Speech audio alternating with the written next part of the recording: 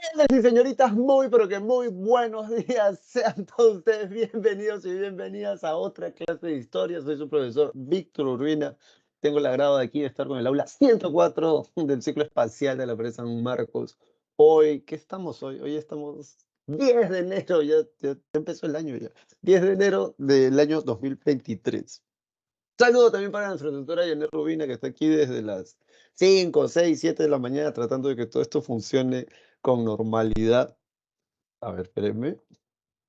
¿Y qué tal, chicos y chicas? ¿Ya tuvieron su examen de práctica o todavía no han tenido su examen de práctica? Ajá. Bien, a ver, necesito yo creo que tomar una fotocaptura de pantalla. Sí, a ver, vamos a poner esto aquí, esto por acá y esto aquí. Creo que esto sí. A ver. Y vamos a comenzar con nuestra clase, pues es una clase así que tiene mucho contenido. Am, Le subo en el chat. Oh, muy buenos días a la gente que nos está saludando. El PowerPoint de esta clase, cosa que sí te lo puedes vacilar y así ya lo puedes ver con detenimiento luego. Además, así también de manera más rápida puedo, ¿no?, hacer el barrido. De que no adivinas quién hizo la separata esta semana. Ahí te vas a dar cuenta. Ahí les pongo el PowerPoint.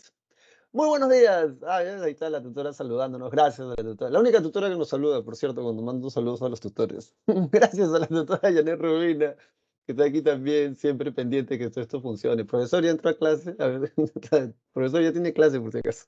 Muy buenos días a Corrales Revilla Francisca, a Guerra Colina Lautaro Alfredo, a Meléndez Riategui Blanca Nieves. Oh, qué bonito nombre, como una nieve blanca. A Tito Bendezú Henry Adriano, muy buenos días.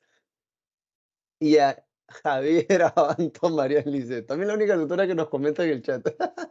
Bien, a ver, gracias a cada uno de ustedes por sus saludos, por sus comentarios, por sus buenos días. Es bueno decir buenos días, o sea, a veces la gente no entiende, pero a ver, para la gente que ha ido a la iglesia alguna vez, la palabra tiene poder. Eso no lo digo yo, eso está en la Biblia. La gente sabe lo que hablo, sabe lo que hablo. Y es por esa razón que tú debes de procurar que todo lo que salga de tu boca sea algo bueno. Esto no es una idea loca de mentalidad positiva, no, eso es algo que viene de hace siglos. Claro. De hecho, hasta Jesús lo dice, ¿no? No es lo que contamina lo que entra, sino lo que sale, ¿no?, del hombre. Eso va a decir Jesús, porque no lo crean. Entonces, por eso, buenas, ¿qué es eso de buena? Buenos días, ¿no? Te deseo un buen día. Por eso también cuando la gente estornuda, uno dice salud, porque tiene con esta idea de desear salud. No, o sea, espero que tengas salud, loco, no que tengas COVID, RH1, N1, no sé, esas cosas locas que están dando el día de hoy. Bien, a ver, entonces, vamos a compartir pantalla y vamos a iniciar con este barrido general de la clase. Creo que la vez pasada me dijeron que así se veía mejor, así que vamos a dejarlo así. A ver. Ah, wow, no me veo yo. Pero a ver, no sé, así me dijeron la última vez. Sí, profesor, se ve mejor. Yo preferiría la otra, pero va. A ver, chicos y chicas, esto va para acá. ¿Alguien escrito en el chat? Ah, oh, muchas gracias, tutor. Ah, ¿cómo se despiertan todos? Estoy despierto desde las 6:30 de la mañana, más o menos yo. Me tenía que ir a correr, pero me quedé dormido una hora. Bien, a ver, entonces vamos a comenzar, chicos y chicas. Gracias aquí a cada uno de ustedes por haber comentado en el chat.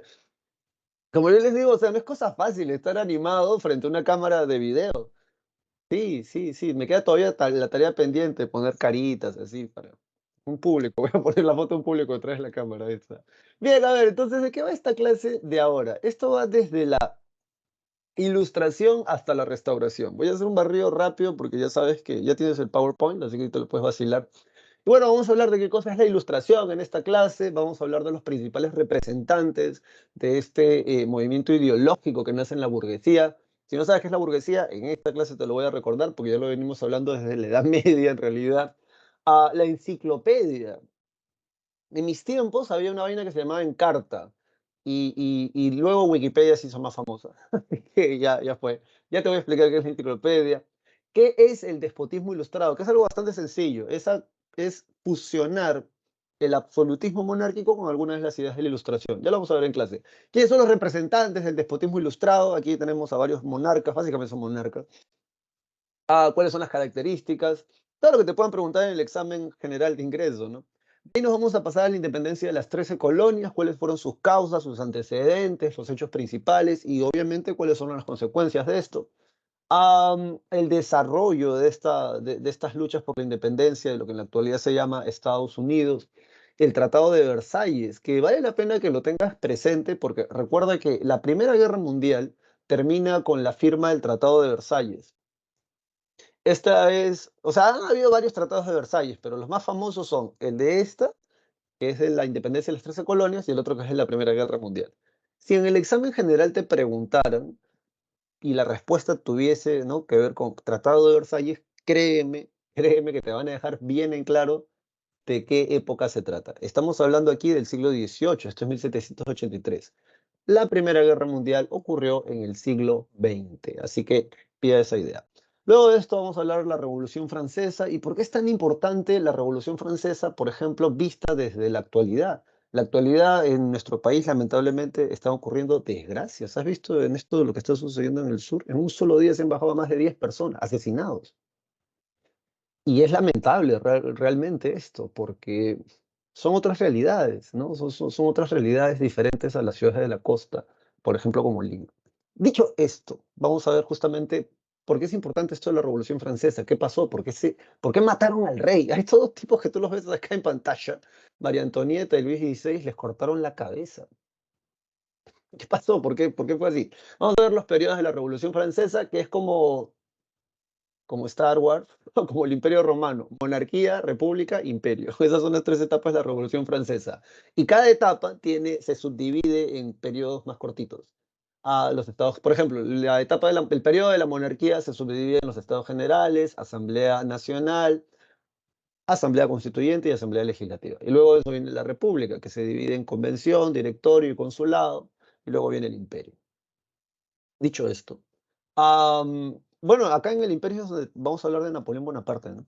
Luego, la primera revolución industrial es súper, mega, recontra importante porque esto realmente va a marcar un hito, va a marcar un antes y un después en la historia del desarrollo científico humano, del progreso humano, si se quiere, por esto que está acá, la máquina a vapor.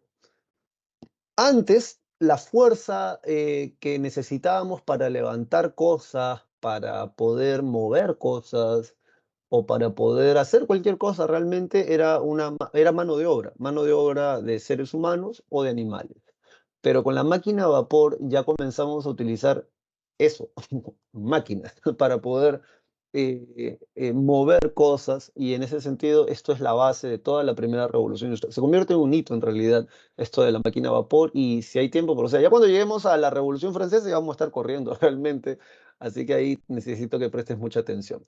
Luego de esto, las consecuencias de esta primera revolución industrial y en la clase acaba con la restauración. La restauración se llama así, o sea, de manera general, no es complicado, se llama restauración porque intentan restaurar todo a como era antes de la Revolución Francesa. Por eso se llama restauración. Bien, entonces, esta es la línea, espérate, aquí hay algunos representantes de este periodo, la Santa Alianza, o sea, cosas que te pueden preguntar, lo vamos a ver aquí en clase. Y luego tenemos la línea del tiempo, ese timeline, ajá, aquí tú lo puedes ver. Y ya está. De hecho, ya te lo pasé, así que ahí tú te lo puedes vacilar luego. Luego de esto, tú tienes que estar acá. Esta separata me encargaron hacerla, así que vacílatela, léela. A mí me gusta mucho. Me peleé para poder poner esto. Habían más, habían más. En la primera separata de la semana uno, como te comenté, habían más, pero ya. Entonces ya ahí tú lo lees con cariño y anotas todo lo que te parezca importante de esta clase. Aunque no sé cómo ustedes hacen, yo lo imprimo. Yo lo imprimo. Mañana me toca, de hecho, también clases presenciales, así que tengo que llevar esto impreso. Y nosotros nos vamos para, espérate, ¿qué es esto? ¿Qué es esto? Nosotros vamos para acá. A ver. Ajá. Sí, vamos a quitar esto. Y no hay ninguna pregunta, ¿verdad? A ver. Buenos días, Kevin saluda. Buenos días. A ver, entonces, vámonos para acá y vamos a agrandar esto así y ya estamos. A ver, espérate, no me desaparece. Ah, ya desapareció. Bien, entonces una vez más, chicos y chicas del aula 104, muy buenos días a cada uno de ustedes. Yo espero que hayas estado estudiando y estado repasando. No olvides tu meta. Bien, yo creo que es importante que todos los días tú te levantes y tú digas, bueno, quiero ser un buen profesional, voy a alcanzar mis objetivos y uno de esos peldaños es ingresar a San Marcos. Cuando te vayas a dormir, igual, ¿no? Y tienes que imaginarte, te he dicho, dentro de la universidad para que puedas motivarte para hacerlo, ¿no? Creo que eso a veces es la actitud, bien, la actitud con la que tomas las cosas, ¿sí? Así que vamos a comenzar. Desde la Ilustración hasta la Revolución Francesa. Lo que tú y yo vemos aquí es un cuadro muy bonito de este pintor llamado Joseph Wright. Este pintor es muy es conocido en el mundo del arte porque él usa los claroscuros, o sea, usa esta técnica de iluminar una parte de su pintura y generar sombras alrededor. Y esta pintura me pareció muy simpática desde el punto de vista de lo que vamos a tocar a continuación, que es la ilustración. La ilustración es un movimiento que básicamente dice que tanto tú como yo tenemos la capacidad del entendimiento de poder usar la razón y a partir de la razón poder iluminar esas áreas oscuras de nuestro entendimiento, y en general, si esto se traspola a la sociedad, que la sociedad deje el oscurantismo. Son los ilustrados los que le ponen edad media a la edad antigua. No, edad oscura a la edad media, perdón. Ellos son los que le ponen la edad oscura a la edad media, porque decían que el entendimiento de la gente o de la mayoría de la gente estaba entenebrecido, estaba en tinieblas, estaba en la oscuridad. Y este cuadro es muy simpático porque, aunque tú no lo creas, antes en Europa, durante estos siglos, habían filósofos, científicos, que se iban de pueblo en pueblo y, como si fuese una especie de feria ambulante, demostraban a la gente los avances científicos de la época. Ese aparato que tú ves ahí es un orrery. Profesor, ¿qué es eso? Un orrery. Es un aparato que tú le pones una vela en el medio y la vela representaría el sol. Y esos aros que tú ves donde están los niños, ves esos aros, es como esos círculos que tú ves ahí, eso representan los movimientos de los planetas. Entonces, este aparato básicamente representado el movimiento de los planetas. Ah, y por qué es un cuadro interesante para iniciar esto a modo de presentación? Porque como tú puedes ver en la parte, bueno, desde tu pantalla espero que sea así, en la parte derecha superior puedes ver los libros y puedes ver la curiosidad infantil de los niños viendo el aparato y puedes ver los libros que justamente son aquellos con los que uno va a aprender y así dejar de conocer y así dejar estas tinieblas, así te vas a comenzar a ilustrar. Acá está la descripción un poco más general, ya por ahí si vuelves a ver el video te lo puedes vacilar, puedes leerlo, no es algo que te va a preguntar San Marcos, así que nosotros nos vamos para acá. Y Dios, y dijo Dios, sea la luz, y fue la luz. Ya ves, la palabra tiene poder. En realidad, cuando tú lees el Génesis, am, todo se hace a partir de la palabra de Dios. Sí, sí, sí. Y justamente la ilustración tiene que ver con eso, con la luz, ¿no? Con este contraste de iluminar nuestro entendimiento. Dicho esto, basándose en el uso de la razón, los ilustrados van a promover el pensamiento crítico y reformista contra la sociedad de antiguo régimen. Aquí hay un video de 1 minuto y medio. Yo se los hago escuchar, si no se los paso durante el recreo. Am, sí, se los paso durante el recreo. Si es que no se escucha, obviamente. Así que ustedes me pasan la voz.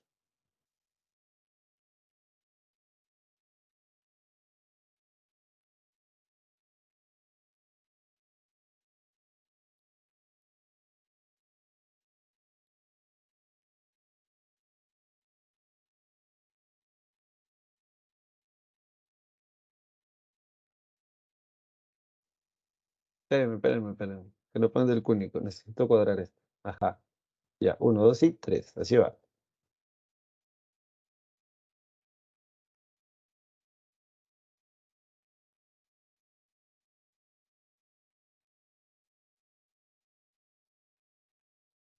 Me dicen que no se escucha bien. Ya les voy a pasar el video de todas maneras el enlace. Pero era 1 minuto nada más que básicamente habla de justamente esto que está en pantalla, ¿no? Cómo es que nuestra sociedad actual de alguna manera se va a gestar a partir de esta idea de la ilustración. El lema de la Revolución Francesa va a ser liberté, égalité, fraternité. ¿Qué cosa significa eso traducido al castellano? Libertad, igualdad y fraternidad. Eso es lo que van a los revolucionarios franceses van a ir gritando por las calles de París durante la Revolución Francesa, porque ellos no tenían estas cosas, ¿no? O sea, justamente demandas aquello que no tienes, ¿no? Hablando de esto de protestas y estas cosas que se van a dar. Em, esta clase no es clase de cívica, pero sí te va a ayudar a entender la importancia de la sociedad en la cual nosotros vivimos, porque, o sea, a veces uno no reflexiona en estas cosas. Nuestra sociedad puede tener muchos problemas y de hecho en la actualidad en el Perú y en Brasil también se están viendo muchos problemas a nivel social, relacionado también con la política de cada uno de estos países, como el nuestro, por ejemplo. Más antiguamente nuestra sociedad no se ordenaba y tampoco se entendía como se entiende en la actualidad. La importancia de la Revolución Francesa la puedes ver una parte aquí en pantalla. ¿Por qué? Porque antes la sociedad era una sociedad estamental. ¿Qué significa esto? Tú eres noble y tú tienes derechos y privilegios diferentes a la mayoría de la gente, que vendrían a ser el pueblo. Como ya lo hemos visto en clases anteriores, a la plebe, el tercer estado, el estado llano, el pueblo en general, no tiene los mismos derechos que la nobleza. Una de las cosas que ellos tienen que hacer, por ejemplo, es pagar impuestos.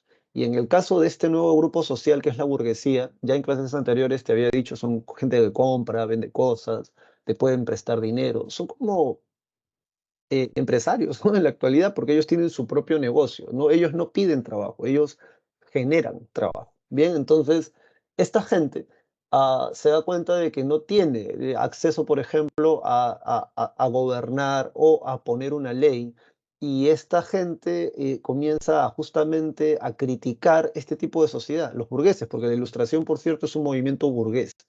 Entonces, la burguesía comienza a utilizar medios de comunicación, muchos filósofos comienzan a cuestionar este tipo de sociedad y comienzan a criticar punto por punto, gracias al uso de la razón, estos fundamentos del absolutismo monárquico, que es algo que San Marcos te puede preguntar. ¿Cuáles son los principios del absolutismo? Proteccionismo, centralismo, proteccionismo, perdón, centralismo, regalismo y providencialismo. El centralismo, el rey concentra todos los poderes del Estado, por lo tanto no hay Congreso, no hay un aparato legislativo que haga leyes que sean favorables a todos. O sea, el monarca representa a todo el país y además, según el providencialismo, el monarca está puesto ahí por Dios. Ah, y como es un rey regalista, o sea, está por encima de todos. Bien, en ese sentido, a la burguesía y el campesinado, que eran la mayoría de la gente en esos años, ellos son los que pagan todos los impuestos. Y esto está ordenado así porque ideológicamente, y eso también lo dice tu separata, no es algo que yo diga, ideológicamente así lo determina la iglesia, el clero. O sea, o sea, ya sabes, todo el mundo de aquí es cristiano en teoría. O sea, en Europa, estamos hablando de Europa, ¿verdad? Y la iglesia dice, bueno, esto está ordenado así porque Dios lo quiere. Y entonces vienen los ilustrados y van a decir, no, ¿quién ha dicho que Dios quiere que vivamos así? ¿No? Entonces comienzan a cuestionar. Y este cuestionamiento, acuérdate, viene ya desde Lutero. Lutero al traducir la Biblia del latín al alemán y al permitir que la gente lo pueda leer, comienzan a cuestionar justamente estas cosas. Am, en ese sentido, debes de entender que la Revolución Francesa básicamente trata de eliminar esta sociedad para vivir en la sociedad que con mucha crítica y todo es la sociedad en la que tú y yo vivimos en la actualidad, que es la sociedad de clases. Bien, en esta sociedad de clases, y esto no es clase cívica, pero aprovecha, no importa si tú has nacido en el sector A de nuestro país o si has nacido en el sector E, o sea, en el estrato más bajo. En teoría, todos somos iguales ante la ley. Esa ley está hecha por representantes, nos guste o no, del Congreso. Bien, porque los congresistas son los legisladores. Entonces, ese Congreso hace estas leyes que en teoría son favorables a todos los peruanos, la mayoría de peruanos, y estas leyes se enmarcan dentro de una constitución. Bien, entonces, ¿cuál vendría a ser el problema de sociedades como la nuestra cuando el pueblo o la mayoría de la gente, porque ojo, aquí no estamos hablando de mi opinión personal o la opinión personal de algún grupo pequeño de gente de acá o de acá, sector clase A, clase B, clase C, sino más bien cuando hablamos de la mayoría de la gente, ¿qué pasa cuando esta mayoría de la gente no se siente representada por esta gente? Y aquí viene otro problema, porque por ejemplo en la actualidad hay muchas protestas, ¿verdad? Pero el Congreso que tenemos fue el Congreso que se eligió democráticamente, así como el presidente que se lo depusieron. ¿Ves? Entonces ahí viene el problema. Durante la Revolución Francesa, lo que va a hacer esta gente de acá, va a ser bajarse a esta gente y van a implantar un nuevo sistema de gobierno. Y luego con posterioridad, o sea, justamente en el siglo siguiente, en el siglo XX, porque esto es siglo XVIII, siglo XIX, en el siglo XX, va a haber otra propuesta, porque esta es la sociedad de clases, en la cual tú y yo vivimos en la actualidad, te guste o no. Clase media, clase alta, clase baja, pero en teoría todos somos iguales ante la ley. Y digo en teoría porque, o sea, si tú te pones a revisar noticias, vas a encontrar de que, o sea, dependiendo de tu cargo, de tu estrato social, no te aplican la misma ley. Eso se ve claramente, por ejemplo, en los expresidentes que tenemos presos. O sea, si se aplicase la misma ley, deberían de estar en cualquier cárcel común, ¿verdad? Pero no, en realidad hay privilegios. Y esa mentalidad, eso de que tengas privilegios si eres de la clase alta o de la clase media, o eres algún político, entre comillas, conocido o importante, tiene que ver con esta sociedad. Porque en esta sociedad los que tienen privilegios son la nobleza, el clero y del clero, el alto clero, o sea, los nobles, o sea, la gente de la iglesia que son nobles, pero están dentro de la iglesia. Entonces, en esta sociedad, en la sociedad estamental, hablamos de gente que tiene privilegios y que la ley no se aplica igual a ellos, ni siquiera para la muerte, porque si tú eras un noble y cometías un delito de haber asesinado, por ejemplo, a un campesino, a veces te hacían pagar monedas de oro, si es que te hacían pagar algo. Si tú eres un campesino y matas a otro, te pueden ahorcar, te pueden ahogar, te pueden quemar. Si eres hereje, te queman. Entonces, ni siquiera en las penas de muerte hay igualdad. En la Revolución Francesa inventan la guillotina para que la muerte sea igual para todos. Entonces, esta mentalidad de que dependiendo de tu estrato social o de tu importancia en el orden político, por ejemplo, tengas privilegios diferentes al resto, esto es de una sociedad estamental. Y eso te tiene que dar una idea muy, muy importante. Nuestra sociedad actual y muchas sociedades aquí en América hispana, o América Latina, eh, tienen mentalidad colonial, porque en la colonia había estamento, ¿bien? Tienen mentalidad colonial, pero en la colonia había estamento. Entonces, la importancia de la Revolución Francesa justamente radica en eso, en que ellos se bajaron este tipo de sociedad y propusieron este, que en teoría debería de funcionar siempre y cuando pues hayan condiciones para que funcione bien, porque para eso están justamente los representantes que hemos elegido, presidente, Congreso, para que representen los intereses no de un pequeño grupo, sino de todo el país. Bien, entonces de eso va esta clase básicamente. Yo espero que lo hayas entendido, porque nosotros arrancamos ahora sí. La ilustración, jóvenes y señoritas. Esta pintura es del mismo autor, de Joseph Wright. Bien, que por cierto, ya si se ve, o sea, feo que una mujer sea chismosa, imagínate un hombre chismoso. O sea, igual de feo en realidad. Bien, entonces aquí es interesante esto porque justamente se ve a una mujer que para la época no era lo común, pero ya ella también, o sea, hombres y mujeres se pueden ilustrar, ¿no? Y está leyendo, ¿no? Y ahí está ahí ese tipo con una cara de sapolio. ¿Has visto esa cara así, cara de crítico que tiene así? Oh, ¿qué estoy haciendo? Entonces ahí están mirando. Dicho esto, Immanuel Kant, que es un filósofo que muy probablemente tú debes de haber estudiado o vas a estudiar muy probablemente, si es que no lo has hecho ya, Immanuel Kant va a decir, ¿qué cosa es la ilustración? Y ahora, lo bonito de este texto es que es un ilustrado, o sea, Immanuel Kant es alguien que vivió en la época de la Ilustración. Mira, el texto es de 1784 y él, que es alguien de la época, define qué cosa es esto que nosotros estamos estudiando en la actualidad. Y básicamente él va a decir, y esto es algo que te debería de interesar, porque muchos de ustedes son menores de edad o recién has dejado la minoría de edad legalmente hablando. En el Perú, legalmente hablando, eres mayor de edad a los 18 años. Tienes casi todos los derechos. Digo casi porque en el orden político no podría ser presidente. Ya sabes que creo que es hasta después de los 33. Entonces, ¿qué dice que la minoría de edad, dice Kant, estriba en la incapacidad de servirte de tu propio entendimiento sin la dirección de otro? Uno mismo, dice Kant, es culpable de esta minoría de edad cuando a causa de ello no yace en un defecto de entendimiento, sino de la falta de decisión y ánimo para servirse con independencia de él sin la conducción de otro. Y aquí lanzan su famosa frase que ha sido pregunta hace más de 20 años atrás en San Marcos. Sapere aude. Ten el valor de servirte de tu propio entendimiento. He aquí la divisa, o sea, el lema de la ilustración. O sea, que cada uno de nosotros tenga la decisión de poder aprender por uno mismo. O sea, en la actualidad, si tú tienes un aparato de estos, o sea, tú puedes aprender casi cualquier cosa. Y sorprende realmente que mucha gente, es como por ejemplo esta gente que pide direcciones, ¿no? En la actualidad, o sea, que tú pidas una dirección es raro porque esto tiene un GPS. Y tú con el GPS agarras el Google Maps, pones la dirección y te va a llevar al lugar que si la dirección es correcta, obviamente, te va a llevar al lugar al que quieres llegar. Pero hay mucha gente que ni siquiera sabe usar estos aparatos y eso se debe, o sea, yo puedo entenderlo de una persona adulta, ¿no? Como por ejemplo más de 50, más de 60 años, se entiende que no sepan utilizar completamente estos aparatos, pero tu generación no tiene excusa. O sea, tú has nacido con uno de estos bajo el brazo. Entonces, y hay muchas funciones que puedes hacer con un aparato, con un teléfono inteligente. Pero ahí está, pues, ¿no? O sea, ¿realmente tienes interés, realmente hay curiosidad para que puedas aprender? ¿O siempre vas a querer que otra persona te esté diciendo qué hacer, cuándo comer, cuándo levantarte? No sé, pues, a qué hora ir a trabajar, entre otras cosas más. Bien, entonces para Kant, dejar justamente la minoría de edad es poder valernos en nuestra propia razón para poder aprender las cosas o al menos constatarlas o verificarlas.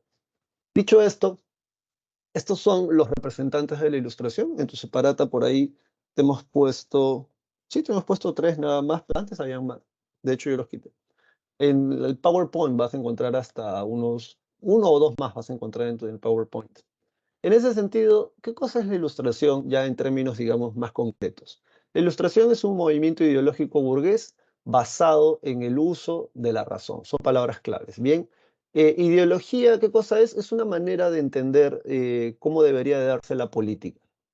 Por esa razón, cuando hablan de, sí, por ejemplo, la ideología marxista, la ideología liberal, y el liberalismo, por cierto, se crea aquí, eso ya lo vamos a ver en esta clase.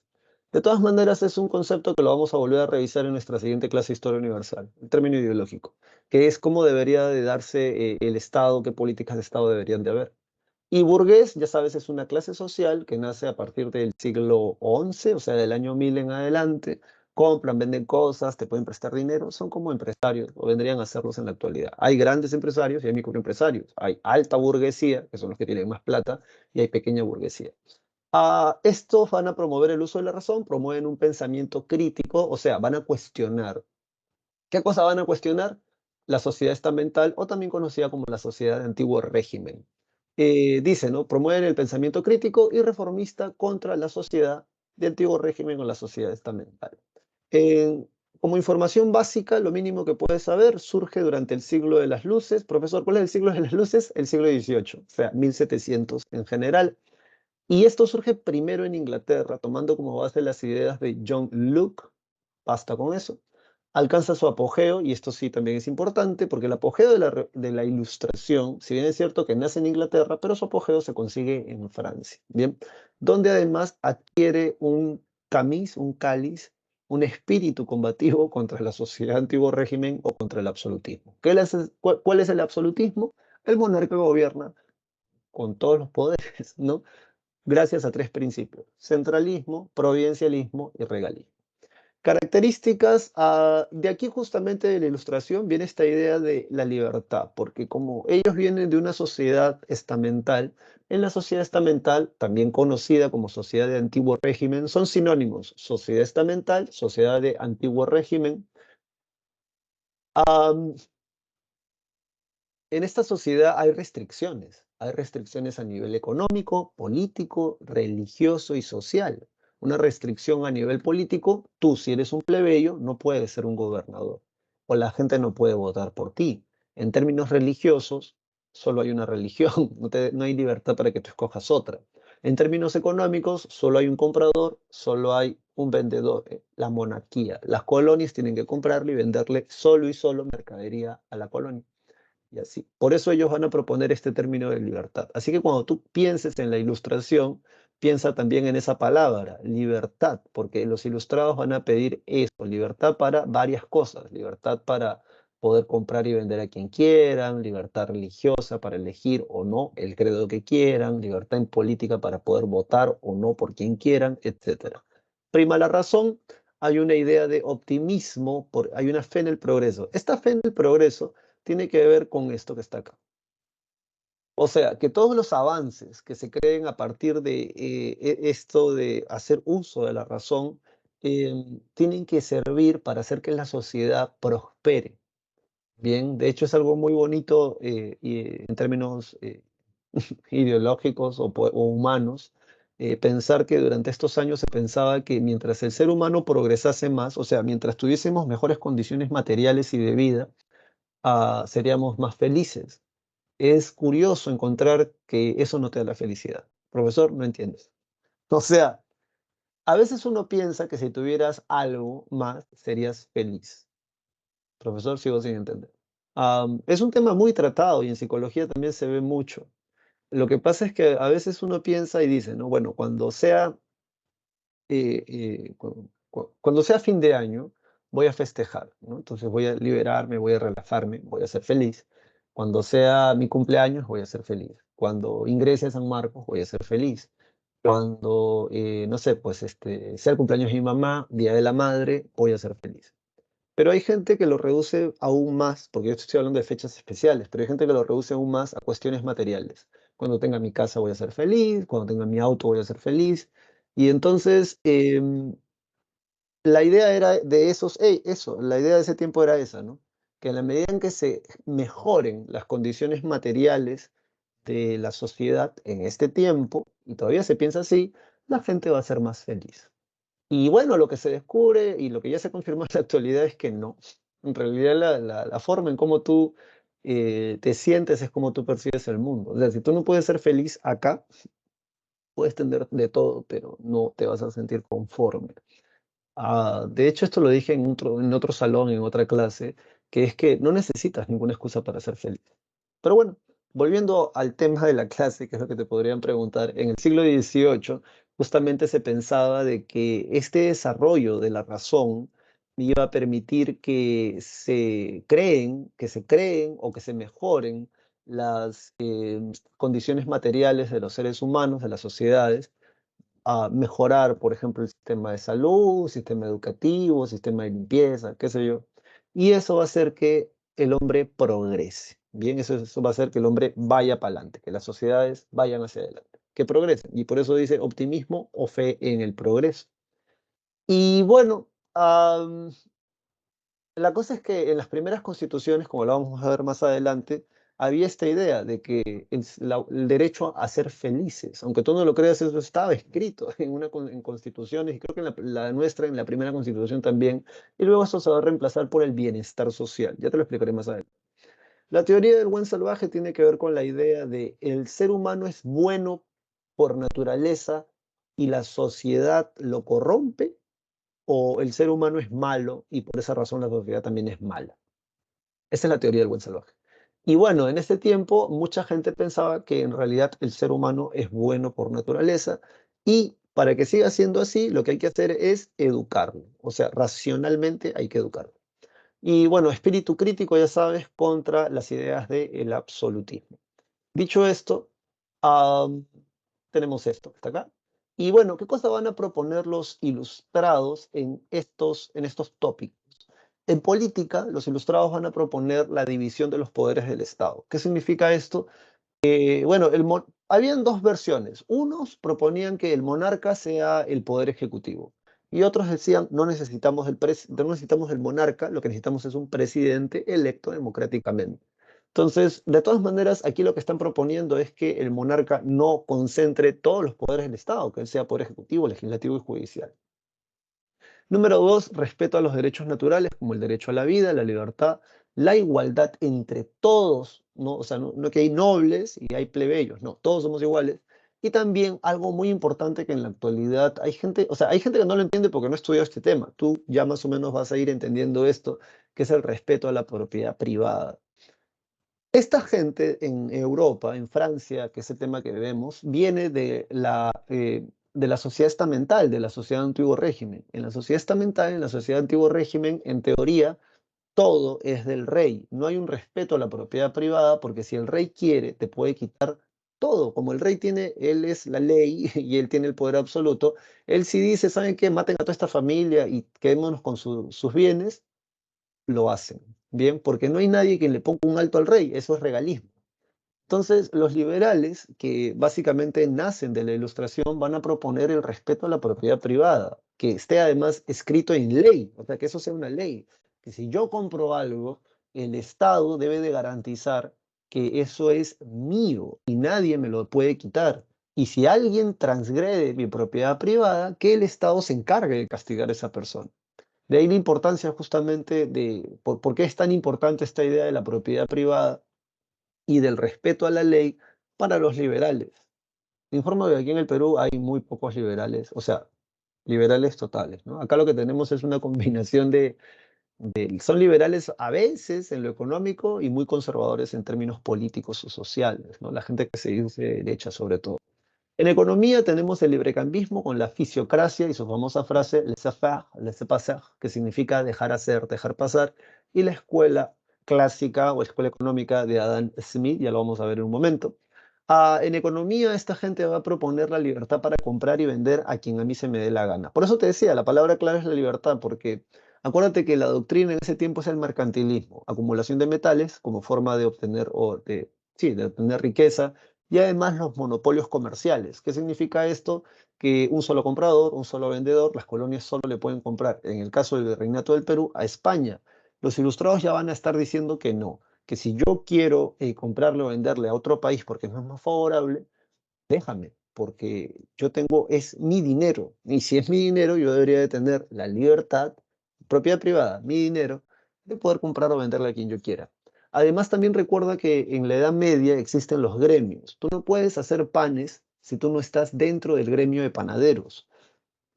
Y esto no es broma, si tú hacías panes y no estabas agremiado, el gremio de panaderos podía hacer una o dos cosas al mismo tiempo. La primera cosa que podían hacer era denunciarte ante las autoridades y te iban a decomisar todo, porque estaba prohibido que hagas panes si no estás agremiado. La otra que pueden hacer es ir a tu panadería y lincharte y quemarte el negocio y denunciarte, porque estaba prohibido.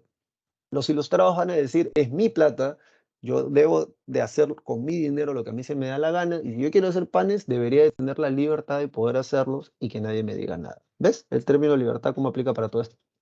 Luego, en términos sociales, se promueve la doctrina del buen salvaje, o sea, de que el ser humano es bueno por naturaleza y la sociedad es la que lo corrompe, así que lo que hay que hacer es educar a este tipo para que no sea corrompido y van a criticar los privilegios de la nobleza y del clero. Profesor, ¿qué significa esto? Por ejemplo, que la nobleza y el clero no paguen impuestos y que el resto de la gente, la burguesía, la plebe, sí tenga que pagarlos. En religión van a promover la tolerancia religiosa, o sea, si yo no quiero ser cristiano, sino que quiero ser musulmán, nadie debería de quemarme budista o adorador de Son Goku o Satanás, o sea, no quiero creer en nada, ya, tú roche, loco, porque tú usas la razón, se supone que tú piensas, y en términos religiosos, como no podemos determinar quién tiene la razón o no, hay que dejarlo en libertad. Es libertad para elegir tu propio credo o tu propia fe o para no elegir. Y un Estado laico, o sea, un Estado donde la iglesia no intervenga. En nuestro país no es tan así, porque de hecho mucha gente sobre todo en política, usa mucho el recurso ético, moral, religioso para impedir leyes en nuestro país, ¿no? Es una cosa así bastante loca, a pesar de que se diga que el Estado peruano es un Estado laico, en realidad en la práctica no lo es. Creo que alguien ha hecho alguna pregunta. Pucha, ¿sí? ¿En serio? ¿Alguien que se apellida así Uh, todo triste, ¿no? Qué fatal, fatal lo que ocurrió ahí. Pero bueno, siguiendo con esto, chicos, chicas, esto ha sido pregunta también en el examen general de San Marcos, aunque hace mucho tiempo ya. ¿Cuál es el principal vehículo para la difusión de estas ideas de la ilustración? Y eso está acá, se llama la enciclopedia. Los directores Dionisio Diderot y Jean D'Alembert, entre 1751 y 1780, van a publicar en fascículos o en facimilares la enciclopedia o diccionario relacionado de las ciencias, las artes y los oficios, que como dice acá es el principal vehículo de difusión para las ideas de la ilustración. Si sabes francés, te lo puedes descargar gratis en PDF y si tienes 125 soles, te lo puedes pedir por Amazon. Una enciclopedia, para que entiendas esto, vale el salario anual de un campesino francés. O sea que no cualquiera puede leer. De hecho, por esa razón también dice que la burguesía la ilustración es un movimiento burgués. Los burgueses, acuérdate, son profesionales, algunos casos son profesionales, un burgués también es un profesional. Tienen sus propios negocios, pueden prestarte dinero y ellos sí tienen tiempo para leer. Bien, en teoría tú también vendrías a hacer algo así, ¿no? Porque tú tienes tiempo para recibir clase y luego tienes tiempo para estudiar y luego vas a estar en la universidad. Algo así estoy diciendo, no es que lo seas, estoy diciendo algo así. Bien, entonces, ¿por qué es importante? Porque a través de la enciclopedia las ideas de la ilustración se van a difundir por toda Europa. Dicho esto, cualquiera de los personajes de los que vamos a hablar ahora ha escrito o tiene publicado al menos un artículo en la enciclopedia. ¿Cuál es el fin de la enciclopedia? Condensar los principales conocimientos de la humanidad y darlos a conocer. Ese es su fin. Pero esto es lo que ha preguntado San Marcos. Dicho esto, en representantes tenemos, por ejemplo, a este tipo. Todos te miran de manera sexy y ha visto que todos están en la misma postura. Y parece que estaba de moda pintarse así en ese tiempo. Pero aquí primero tenemos a Francisco María de Oret, conocido más bien como Voltaire. Cartas filosóficas es uno de sus ensayos, porque en realidad tiene más. Pero, ¿por qué citamos cartas filosóficas? Porque en cartas filosóficas, Voltaire va a proponer una monarquía constitucional. Bien, ¿qué es esto que está acá? Una monarquía constitucional. Y además, ¿qué significa monarquía constitucional? Que el rey sea poder ejecutivo y que además hay un poder judicial separado, obviamente, del rey y que hay un poder legislativo, o sea, un congreso o un parlamento que represente a todo el pueblo y mediante el cual se hagan las leyes y así, digamos, tener algo más equilibrado. Ahora, yo necesito que tú entiendas que proponer esto en esos años era algo subversivo. ¿Qué cosa es algo subversivo? Algo que trastoca el orden natural de las cosas. Ah, por eso se les considera después revolucionarios y además por eso él tiene ese apodo que es Voltaire, porque si tú escribías con tu nombre estas ideas, o sea, con tu nombre, yo, Francisco María de Oret, escribo, ¿no?, que debería de ser una monarquía constitucional, te pueden meter preso, porque lo que estás diciendo es algo que no es normal para la época. Por favor, comprende, los europeos estuvieron viviendo bajo el sistema estamental más de 1000 años. Desde que se cae el Imperio Romano de Occidente en adelante, su sistema era así. Hay nobles y hay plebeyos. Y los nobles tienen derechos diferentes y además mejores que los plebeyos. Los plebeyos pagan impuestos, los nobles nos dedicamos a gobernar. Y así fue durante más de 1000 años. Comenzar a decir estas cosas en ese tiempo era algo subversivo, porque en realidad era algo diferente a lo que durante 1000 años se estaba dando. ¿Qué cosa es lo que se estaba dando? La nobleza gobierna sin pagar impuestos y la plebe tiene que pagar los impuestos para que la nobleza pueda vivir y chitón nomás, porque si no te pueden castigar. Luego de esto, dice además, ¿no?, que se debe limitar el poder del rey mediante una constitución hecha por un parlamento o por un congreso que representa al pueblo. Y él va a hablar de que el hombre no debe dejarse guiar por los prejuicios, sino por la razón. ¿Qué cosa es un prejuicio? Es una idea preconcebida. A tu edad y en la sociedad en la que tú y yo vivimos en la actualidad es una sociedad bastante prejuiciosa.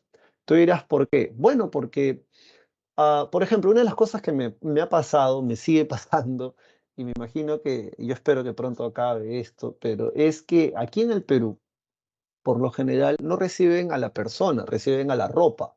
En ese sentido, ¿qué significa esto? O sea, tú ves a alguien con camisa, corbata, y tú dices, bueno, ese debe ser alguien, ¿verdad?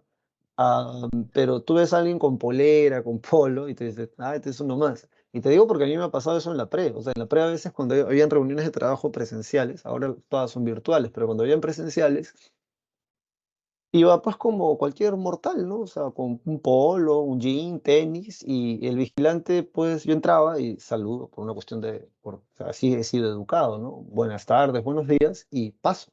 Entonces el vigilante siempre, hey, hey, ¿a dónde va? Y esto me ha pasado más de 5 veces, ¿ah? Ey, ey, ¿a dónde va? Y entonces yo no sé quién es ey, ey, y no sé si se está hablando a mí, pero ya cuando alza la voz, yo volteo y digo, ¿te está hablando a mí? Sí, usted, ¿a dónde va? Y entonces yo volteo y le digo, soy profesor, y buenas tardes. Y me voy. Y ya, entonces, y siempre la persona, oh, profesor, disculpe, ¿no? Y siempre con este gesto de, no, o sea, ya no estamos ya, ¿no? No en el mundo cortesano, ¿no? Pero no, oh, profesor, disculpen. ¿Por qué? Porque asumen que me confunde con un estudiante. Entonces, no sé si tú entiendes lo grave de esto, pero eso pasa en muchos lugares, en puestos de comida, en el banco, lo que significa que no te reciben a ti como ser humano, reciben lo que pueden ver. Y en realidad es algo muy característico del ser humano, los prejuicios, justamente por eso Voltaire lo habla. O sea, no es que esto sea algo propio de nuestra sociedad, pero justamente ahí viene el chiste, pues. No debes, no deberías evitar eso. ¿Cómo lo evitas? Haciendo uso de la razón. Dicho esto, vámonos ahora. Ah, bueno, entonces, ¿él qué va a proponer con esto? Con una monarquía constitucional, él está yendo en contra de, del centralismo. En el absolutismo, acuérdate, el centralismo, el monarca concentra todos los poderes del Estado. Aquí lo que está diciendo Voltaire es que no, en realidad debe haber una división de poderes del Estado. Y por eso acá habla, y cuando habla de una monarquía constitucional, está yendo contra el regalismo, porque la Constitución limita el poder del rey. Bien, la Constitución limita el poder del rey. La Constitución está hecha por representantes del pueblo, que vendría a ser el Congreso o el Parlamento. Luego de esto tenemos a Montesquieu, que su verdadero nombre era Jacques-Louis de Secondat. Ah, te decía, tienen apodos justamente por eso, porque si no tienen estos apodos, el monarca los puede mandar a meter presos. A Jacques-Louis de Secondat o Montesquieu, él escribe El espíritu de las leyes, entre otros textos más, y aquí él habla justamente de esto que te mencionaba anteriormente, que es la división de los poderes del Estado, yendo contra este principio del absolutismo que es el centralismo, sentando las bases además del Estado moderno. Luego de esto tenemos a Jean-Jacques Rousseau, o Rousseau, como tú lo quieras pronunciar, y él en el contrato social, él tira por tierra esta idea del providencialismo, que es que el monarca gobierna por principio divino. En el contrato social, Rousseau va a decir que no, el monarca gobierna por voluntad popular, porque así lo hemos decidido los hombres para no matarnos. Profesor, no entiendo. Básicamente lo que dice Rousseau en el contrato social es que antiguamente no existían leyes, no existía un gobierno como tal, lo conocemos en la actualidad, pero para que el ser humano no se mate entre sí y no caigamos en desgracia, comenzamos a agruparnos en torno a un líder. Ese líder con el paso del tiempo se convierte en el jefe de la tribu, en el gobernador de la ciudad, en el rey del país o de la nación. Lo que te está dando a entender Rousseau con eso, con este razonamiento, que obviamente lo argumenta de una manera mucho más amplia, él va a decir que el monarca gobierna no por voluntad de Dios, sino porque así nosotros se lo permitimos. Y eso es algo que en la actualidad tampoco se entiende, justamente, ¿no? Porque todas las personas que están en el Estado no trabajan porque o sea, si tú trabajas en el Estado peruano, en la administración del Estado peruano, una idea que creo que mucha gente ha olvidado es que ellos están ahí para servirle al pueblo, no para servirse a sí mismos. O sea, por ejemplo, es una vergüenza, o sea, desde mi punto de vista, es una vergüenza que haya alguien que entre como un trabajador del Estado y que no use los servicios del Estado. O sea, imagínate, eres un congresista y tus hijos no estudian en un colegio estatal. Eres un congresista y tus hijos no se atienden en un e-salud. Los mandan a colegios privados o los mandan a clínicas, ¿no? Hospitales privados, o tienen un transporte privado. O sea, si realmente se les obligase a usar los servicios del Estado, creo que mucha gente no postularía a cargos del Estado. O sea, si, por ejemplo, un congresista se le obligase a que sus hijos o sus padres se atiendan en un colegio, en un hospital o usaran el transporte público, muy probablemente no tendríamos a mucha gente en el Estado peruano, porque la mentalidad, ¿cuál es? Es una mentalidad colonial que entra al Estado para sacarle provecho, ¿no? Entonces, Jean-Jacques Rousseau nos aclara, o sea, o nos recuerda que en realidad la gente que está trabajando en el Estado está trabajando para servirle al pueblo, no para servirse a sí mismos. Si quieres servirte a ti mismo, loco, vuélvete un empresario, ¿no? O sea, monta tu propio negocio, es tu propia plata. Pero el Estado peruano, o el Estado, mejor dicho, en general, debe de servir, debe ser una institución encargada de hacer prevalecer los intereses de la nación, no de un pequeño grupo de gente. Y bueno, con el contrato social, obviamente, Rousseau lo que va a decir es que el reino gobierna porque Dios lo quiere, el rey gobierna porque así nosotros lo permitimos. Y estas ideas, no sé si te vas dando cuenta, pero es justamente lo que luego estalla durante la Revolución Francesa. Luego en economía tenemos a estos economistas, el primero, el de acá es François Quesnay o Francisco Quesnay, como quieras pronunciarlo, es francés. Su obra es Tabla Económica y aquí él desarrolla la doctrina de la economía de la fisiocracia o del gobierno de la naturaleza. Básicamente él dice que la fuente de la riqueza es la tierra agrícola o la tierra que se trabaja en agricultura y propone libertades económicas y la supresión de los monopolios comerciales que, acuérdate, vienen desde el virreinato. Burney, que es su discípulo, es el que acuña la frase dejar hacer, dejar pasar. Es mi plata, si yo quiero comprarle a Portugal o a Inglaterra, déjame hacerlo, déjame pasar para allá, ¿no? Laissez-faire, laissez-passer. Otra fuente de riqueza, además de la tierra, va a decir Burney, es la industria que durante este siglo, 1760 en adelante, ya va a comenzar un despegue hacia la luna. Luego, otro fisiócrata es Turgot, que es famoso porque fue ministro de Economía de Luis XIV, acuérdate Luis XIV, el famoso Rey Sol, y plantea reformas, libertades económicas, así como que todos los nobles, o sea, que toda la gente en Francia pague impuestos por igual. Y ya vas a ver por qué es importante esa idea más adelante. Finalmente tenemos al papichulo de Adam Smith. Y Adam Smith va a decir, tiene una obra que se llama La riqueza de las naciones. En esta obra, La riqueza de las naciones, En esta obra de la riqueza de las naciones, él va a criticar las trabas comerciales y va a proponer abolir los gremios y el trabajo. O sea, él va a decir que el trabajo se debe desarrollar en libertad.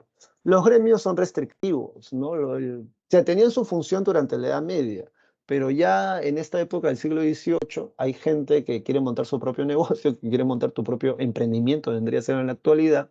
Y en ese sentido, él va a decir esto, ¿no? Que en realidad el trabajo debe desarrollarse en completa libertad, sin trabas.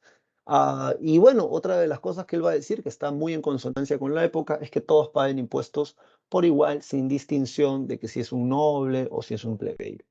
Y bueno, vámonos ahora entonces para el tema número 2. Estamos en la página, en tu separata, estamos ya en la parte del despotismo ilustrado. Ubícate ahí, por favor. Este despotismo ilustrado se desarrolla en los mismos siglos de la Ilustración y aquí lo que tenemos es la corte de la emperatriz Ana Lubovina, si no me equivoco, aquí está, es la corte de la emperatriz Ana Lubovina de Rusia de 1730 a 1740.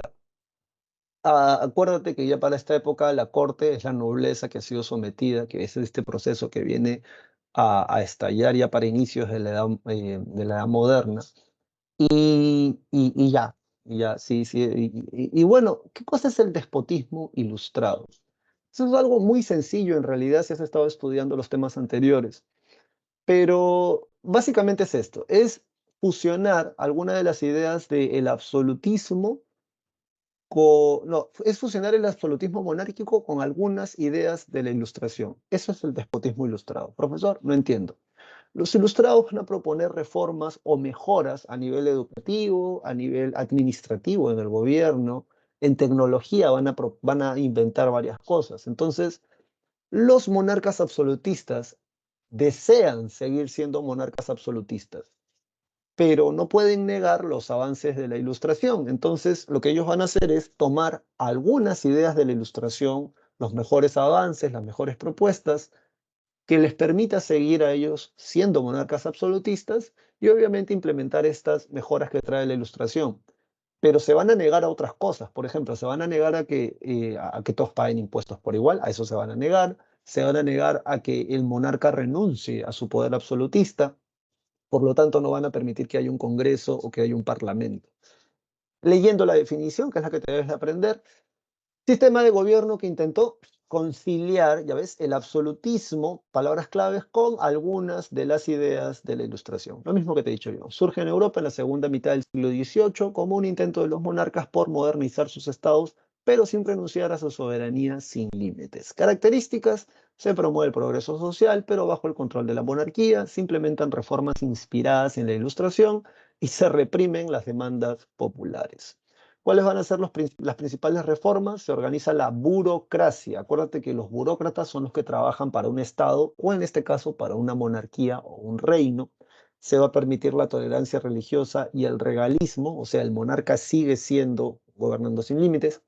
Se va a dar una reforma ilustrada en el sistema judicial y en la educación. Se implementa el libre comercio. Acuérdate que no, todavía no llevo con ustedes, pero para 1754, más o menos, en adelante, se da el decreto de libre comercio, por ejemplo, en la monarquía española, lo que permite romper el monopolio que tenía España con sus virreinatos. Ahora los virreinatos le pueden comprar y vender a quien ellos quieran. Y además se va a proponer la abolición de la servidumbre, ¿no? O sea, que ya no hayan siervos, sino que ya todos sean gente libre.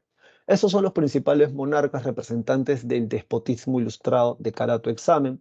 El primero sí vale la pena que le prestes atención porque es Carlos III.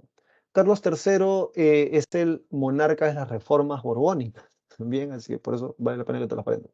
También es conocido uno de sus apodos como el mejor alcalde de Madrid porque realmente dejó la ciudad de Madrid hecha una belleza durante su gobierno hasta el día de hoy. Impulsó obras públicas y reformas legales, es el rey de las reformas borbónicas en Hispanoamérica. Esto ha sido pregunta hace años, pero hace bastantes años en San Marcos, ¿ah? ¿Cómo se llamaron los ministros que van a justamente hacer estas reformas borbónicas? Conde de Aranda, también conocido como Pedro Abarca de Bolea, conde de Floridablanca, José Moniño, y Campomanes, que era Pedro Rodríguez. Son los ministros durante el gobierno de Carlos III y ellos van a hacer o van a propiciar las reformas borbónicas.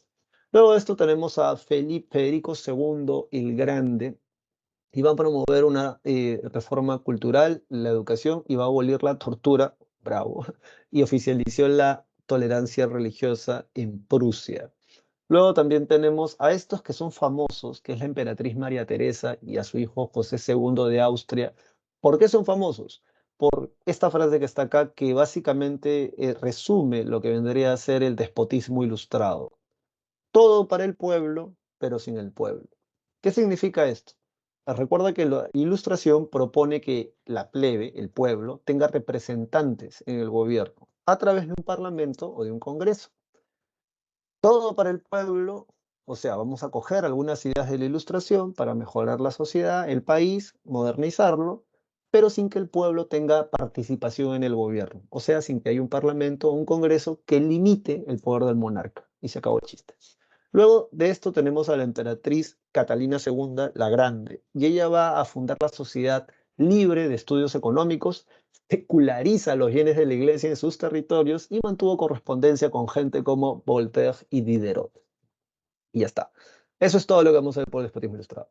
Luego de esto, lo que tenemos es la independencia de las 13 colonias, y aquí tenemos a Washington cruzando el río Delaware, que es una pintura muy interesante porque van a cruzar, creo que en época de invierno allá, y por eso puedes ver aquí el hielo y la gente que está. Estos son los patriotas que Washington tuvo que ir a buscar a los soldados. O sea, en la actualidad tú mandas un WhatsApp o mandas un tweet y todo el mundo se entera de lo que está sucediendo. En estos años, tú tenías que ir a buscar a la gente, ¿no? O sea, no era tan fácil comunicarse. Mandan los comunicados y Washington tiene que ir a buscar a estas personas. Muchos de ellos de estratos económicos muy, muy paupérrimos o muy pobres, ¿no? Vendrían a ser en la actualidad, pero ellos van a venir a ser los famosos patriotas que van a pelear por la independencia de las 13 colonias. Aquí está la infografía de la pintura, Washington cruzando el río Delaware y ya, que es por Immanuel Gabriel Levitt. Y bueno, vámonos para acá. En la actualidad, ya sabes, se llama Estados Unidos. Canadá está al norte, México, güey, está al sur, pero originalmente solo eran 13 colonias, de ahí que se llame así, ¿no? Las 13 colonias. Esta es la bandera, por cierto, que está acá, de las 13 colonias unidas de los Estados Unidos de América. ¿Cuáles son estos lugares? New Hampshire, Massachusetts, Rhode Island, Connecticut, New York, New Jersey, Pensilvania, Delaware, Maryland, Virginia, Carolina del Norte y del Sur, y también Georgia. Antecedentes de esto que no están en tu separata, así que vacílatelos. El primer no, sí está en tu separata, creo. A ver. Estamos acá, no te vas a perder. Estamos aquí. Estamos acá. No, sí están esos antecedentes en tu separata. Sí, sí, sí están, así que tranquilo, tranquilo. Las 13 colonias tienen su origen en la migración inglesa a las costas atlánticas de Norteamérica en el siglo XVII, o sea, en el año 1600. Los colonos llegan buscando evitar la persecución religiosa europea. O sea, aquí en América tenían libertad religiosa. De hecho, está en relación también a la reina Elizabeth o a la reina Isabel, la reina virgen, que les va a permitir a los que no eran de la iglesia de su padre, la iglesia anglicana ahora, ir a colonizar estas tierras que los españoles habían descubierto. Y es ahí donde van a venir, por ejemplo, calvinistas, ¿no? ¿Te acuerdas de los calvinistas, que son los más internacionales de las tres iglesias protestantes? Bueno, los calvinistas van a venir aquí y en su mayoría luego se van a hacer llamar puritanos, ¿no? Que es esta gente que tiene una moral y, y un dogma de fe mucho más estricto de repente de la época. ¿Por qué son interesantes estas personas? Porque ellos vienen con sus familias. A diferencia de los españoles, que en un primer momento cuando llegan acá a estas tierras que eran el Tahuantinsuyo, ellos llegan, solo hombres llegan. Y obviamente por eso también se da el mestizaje. Además, los españoles tienen la Hispania en general, o sea, no solo España como monarquía, sino desde la época de los romanos, la península ibérica en general siempre ha tenido un rico mestizaje, porque está ahí nomás frente a, si miras el mapa, está ahí nomás frente a África, así que siempre han tenido un intercambio. En la época de los romanos, ellos mandaban gente del imperio a la Hispania porque era una especie de cárcel, así decirlo, por así decirlo. Luego, en cambio aquí, estos colonos cuando llegan con todas sus familias, como puedes ver aquí en este cuadro. El 21 de noviembre, puritanos, ahí está, calvinistas ingleses llegan al Cabo Cook y tiempo después van a fundar la ciudad de Boston. ¿Dónde queda Boston? Boston queda en Massachusetts, que es en esta zona de aquí. Este es el Cabo Cook. Bien, este es el Cabo Cook. Clase de geografía, que es un cabo. Luego, otro antecedente de esta independencia de las 13 colonias es la Guerra de los 7 Años. Esta guerra de los 7 años es una guerra que va a definir quién va a ser la siguiente potencia del siglo que viene. Esta guerra básicamente se va a enfrentar Inglaterra contra Francia. Y déjame decirte que Francia pierde en la batalla de Plessé o Plessey. Bien, en esa batalla, luego de eso firman la paz de París y Francia pierde varias colonias. Pero aquí viene el chiste. Los que pagaron la deuda de guerra, o sea, los que mantuvieron la guerra, la comida, las armas, el uniforme de los soldados, o los famosos casacas rojas, en este caso del rey George III, son los colonos. A ellos se les suben los impuestos para poder pagar esa guerra. Y a pesar de que Inglaterra gana la guerra, no se le va a hacer devuelto a los colonos estos. Estos son gente, sí, pues no sé, es una cuestión de sentido común. Yo no voy a pagar impuestos para que se lo lleven al extranjero y acá no me hacen un buen puente, una buena pista, un buen hospital, un buen cole, ¿no? Es una cosa así, ¿no? Todos que lo están llevando, mejor yo me independizo y esos impuestos se van para mi país y así, esa era la idea al menos. Am, Producto de la guerra de los 7 años, entonces, Gran Bretaña incrementa los impuestos sobre sus colonias. Y obviamente ellos se van a quejar por eso. Y además, otro dato curioso es que estas 13 colonias tienen independencia. El sur es agrícola y el norte mayoritariamente es industrializado. Ahora, sobre las causas, estos fueron los antecedentes, ahora vámonos a las causas para la independencia de las 13 colonias. Primera causa es la económica y aquí otra vez vuelve la guerra de los 7 años, ya que se promulgan las leyes recaudatorias. Vamos a usar esto. Se promulgan las leyes recaudatorias. Estas leyes recaudatorias hacen que se aumenten los impuestos. Hace más de 20 años atrás, San Marcos ha preguntado por cada uno de estos impuestos. Ahora, como estamos en sistema DECO, te pregunta más por características, causas, consecuencias, antecedentes. Entonces, vale la pena mencionarlo. La ley del papel timbrado es un papel con un sello de la monarquía inglesa y si tú querías hacer algún documento legal, tenías que comprar ese papel. Obviamente los colonos se negaron a eso. Luego está la ley del acuartelamiento, que básicamente decía que los colonos tenían que darle alojamiento y comida a los soldados del rey George, en este caso, en las colonias de los Estados Unidos. Y la gota que va a derramar el vaso va a ser el acta del té, o la ley del té, el Tea Act en inglés. Esto se va a dar en 1773. ¿Por qué? El mapa es ideal, así que presta atención. Am, la East Indian Company es una compañía de acá, de esta zona de acá, que le pertenece al rey. Bien, Es una flota de barcos que le pertenece al rey. Esta flota de barcos lleva el té de la India, que está acá. Todos los años, la East Indian Company o la Compañía de las Indias Orientales llevan el té a Inglaterra a una subasta. Los colonos van a Inglaterra, o sea, los comerciantes, burgueses, colonos, van a Inglaterra a comprar en esta subasta el té. Pero, ¿qué había sucedido? Un año antes, en 1772, hubo una sobreproducción, o sea, hubo una buena cosecha de té y una sobreproducción de té. Y es una ley económica, tú sabes. Cuando un producto abunda en el mercado y hay pocos compradores, el precio del producto tiende a bajar. Cuando ese producto escasea, el precio de ese producto tiende a subir. Y bueno, aquí hubo una sobreproducción de té. Obviamente, al haber una sobreproducción del té, el precio del té iba a bajar.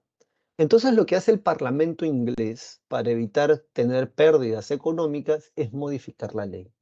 Y ellos van a decir que sin pasar por subasta, la Compañía de las Indias Orientales puede llevarse el té directamente a las 13 colonias. Pero ¿a dónde se van a llevar ese cargamento de té, para ser más específicos? Se lo van a llevar a Massachusetts, al Cabo Cook, se lo van a llevar a Boston. Lo que van a hacer las autoridades de Boston es quejarse, porque, o sea, van a decir, o sea, cuando a ti te conviene esta vaina, tú me pides que yo respete la ley. Pero cuando a ti no te conviene, porque hubo una sobreproducción de té que iba a obligar a que el precio del té esté más bajo, tú cambias la ley para que te siga favoreciendo a ti. Entonces yo estoy en contra de eso. Vamos a estar en contra de eso, dicen en Boston. Y no permiten que los barcos de la Compañía de las Indias Orientales, que es una empresa que le pertenece al rey, desembarquen la mercadería en Boston. Van a estar 2 semanas ahí varados. Esto entonces es una causa económica. Bien. Además de esto, los colonos comienzan a tener problemas porque se les va a empezar a prohibir producir cosas que Inglaterra les pueda vender. A eso le van a llamar el prohibicionismo. Dicho esto, en política, el lema de los colonos va a ser: no hay tributo si no tenemos representantes en el Parlamento. El lema está en inglés, la traducción es: no hay tributación sin representación. ¿Qué significa? Que en el Parlamento inglés la pasaba dando leyes que obviamente atentaban contra los intereses de los colonos, porque no había ni un solo representante de las 13 colonias en el Parlamento inglés. Los colonos van a decir: al menos 2 representantes deberíamos de tener en el Parlamento del rey George III. Y el Parlamento se va a negar continuamente a esto. A causa, y acá está, a causa que no tenían representantes. En ideología tienen la influencia de la Ilustración y las ideas económicas de los liberales, y en sociales tenemos abusos contra la población colona, contra los colonos en Estados Unidos, como por ejemplo la famosa masacre de Boston. En la masacre de Boston, un grupo de patriotas o colonos están frente al edificio donde se pagaba el salario a la gente que trabajaba en el puerto. Y, o sea, uno de los manifestantes le tira basura a uno de los chaquetas rojas, que es el ejército del rey George III. Después otro de los manifestantes hace un tiro al aire y los soldados del rey piensan que les están disparando y matan a los manifestantes. A eso se le conoce como la masacre de Boston, que, ojo, no te vayas a paltear, ocurrió en 1770. Esta imagen que tú ves aquí la mandaron a todas las colonias para que vean el abuso del rey contra la población. Solo que obviamente mandan la imagen, pero no explicaron cómo fue que pasaron las cosas, ¿no?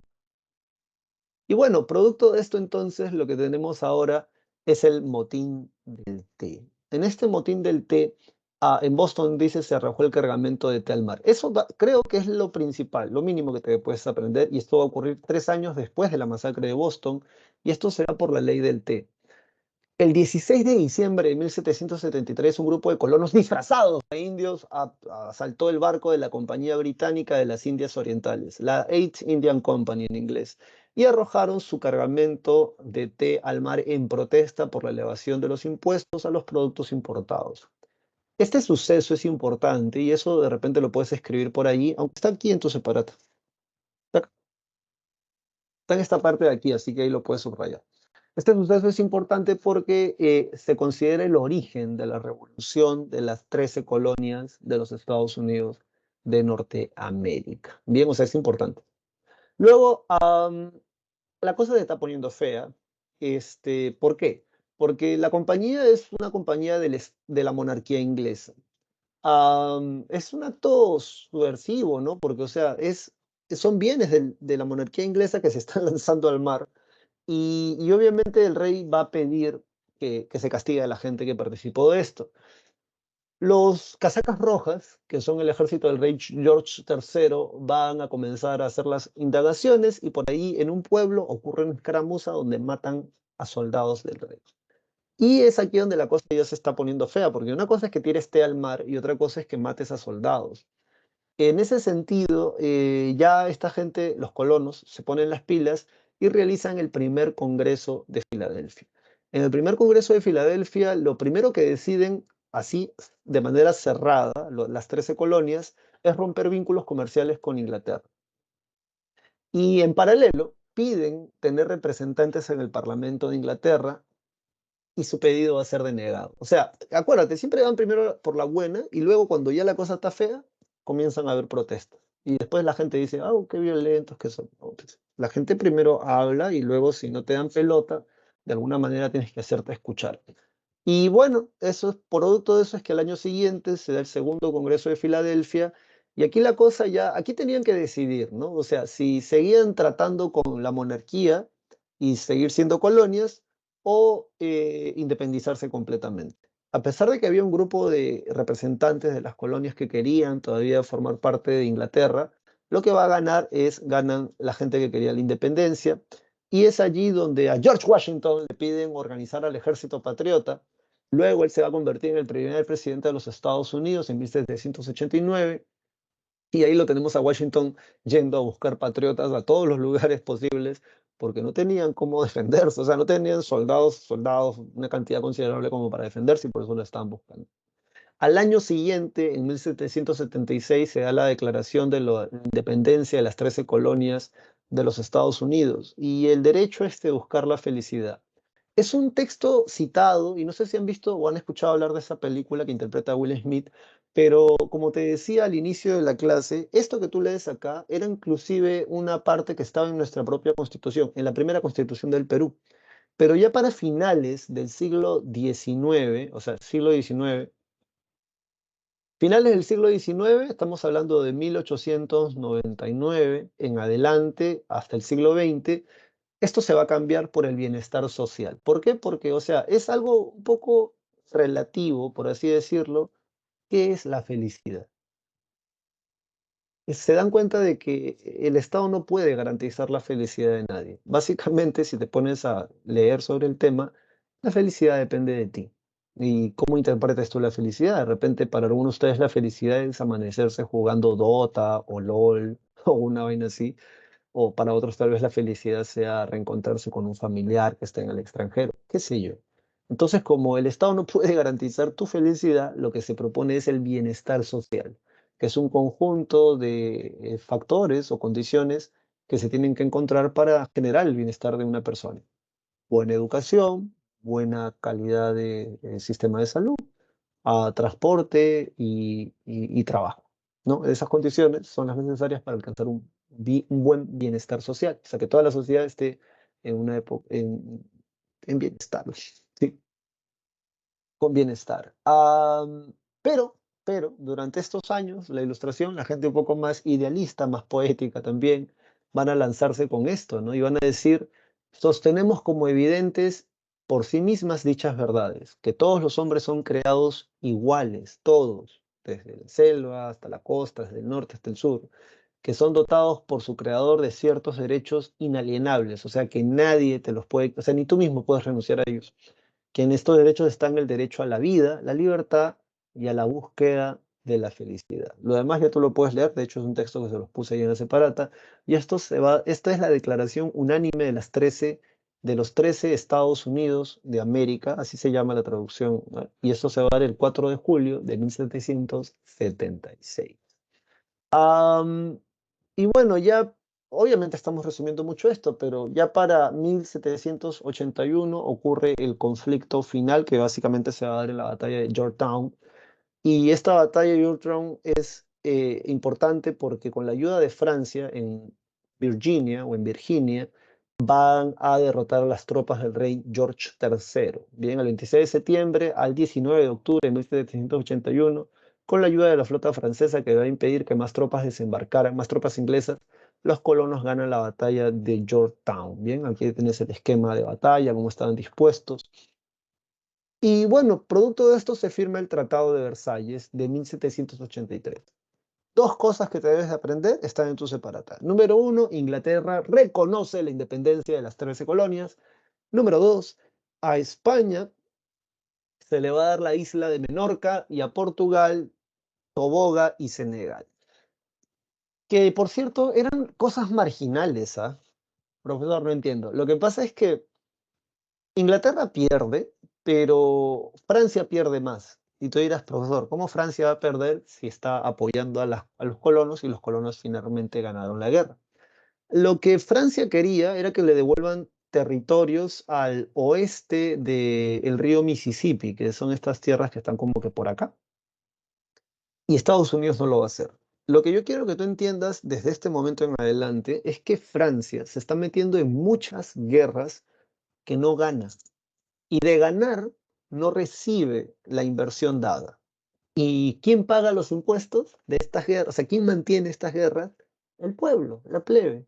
Y como consecuencia se van a ver bastante presionados, porque ya te enseñé, y si no te lo he enseñado, te lo voy a decir ahora, nadie quiere pagar más impuestos si la vida va a seguir igual de fea. Recuerda que más del 70% de la población económicamente activa en nuestro país es una población informal, lo que significa que no pagan impuestos. Y ya ves cómo está la vida. Pero ¿te imaginas que más de la mitad del Perú pagase impuestos? Hace rato hubiesen ocurrido más protestas, porque o sea, hay que ser conchudo, ¿no? Tenemos un país donde más de la mitad de la población paga impuestos y la vida sigue igual, sistema de transporte, de salud, de educación, en la política. La gente hace rato ya se hubiese ido a protestar. Entonces, esto lo que ocurre justamente es como una especie de equilibrio malsano, ¿no? Porque por un lado tenemos malos sistemas públicos, o sea, dirigidos por el Estado, pero por otro lado, más de la mitad del país no paga impuestos.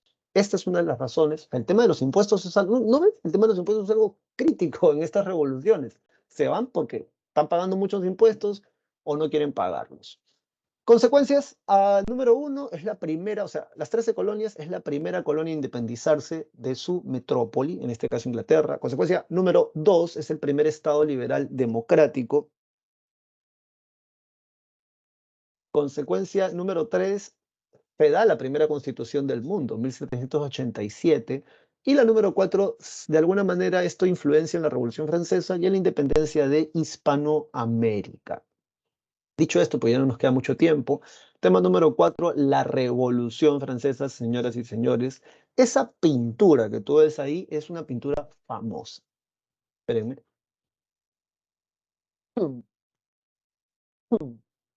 Ay, discúlpenme. Creo que tengo gripe y no me he dado cuenta. A ver, la pintura, ¿por qué es famosa y por qué tienes que aprendértela? Porque es la toma, representa la toma de la Bastilla. Y esta pintura, la Bastilla es esta especie de castillo que tú ves acá. Era una cárcel para presos políticos durante el gobierno, durante la Revolución Francesa. ¿Qué es un preso político? Por andar diciendo monarquía constitucional, vete preso. Y aquí tú puedes ver a los soldados cómo van a ser desbordados por el pueblo francés. Y esto San Marcos lo ha preguntado. De manera simbólica, la toma de la Bastilla representa el inicio, de manera simbólica, de la Revolución Francesa. Cárcel para presos políticos, solo habían 7. Fue tomada el 14 de julio, caracho, fue tomada el 14 de julio de 1789 y simbólicamente representa el fin de la sociedad, antiguo régimen o de la sociedad estamental. Bien, vámonos entonces inmediatamente para acá. Etapas de la Revolución Francesa, jóvenes y señoritas, ya estamos a nada de acabar. Así que, si ya sabes, si tienes alguna pregunta, prende el audio porque en este momento no estoy viendo el chat. La Revolución Francesa va de 1789 a 1815 y por acá tenemos sus causas. Causa número uno, sí, causa número uno, la crisis del trigo. La causa número uno es la crisis ambiental. O sea, Hay causas que vienen más atrás, ¿ya? Pero lo que va a hacer que todo esto comience a ponerse feo es esto de 1788, la crisis del trigo. Profesor, no entiendo. Lo que sucede es que hubo un crudo invierno, o sea, hizo más frío de lo normal, ¿bien? Hizo más frío de lo normal y la cosecha de ese año, de 1788, se perdió en su mayoría, lo que significa que hay escasez de productos agrícolas, principalmente del trigo. Ahora tú dirás, bueno, ¿cuál es el problema con el trigo? Lo que pasa es que con el trigo hacen harina de trigo y con la harina de trigo hacen pan. Aunque tú no lo creas, escucha bien esto, dicen los historiadores franceses que un parisino, un parisino de esos años, puede comer más de 2,5 kilos de pan diario. ¿Cómo, profesor?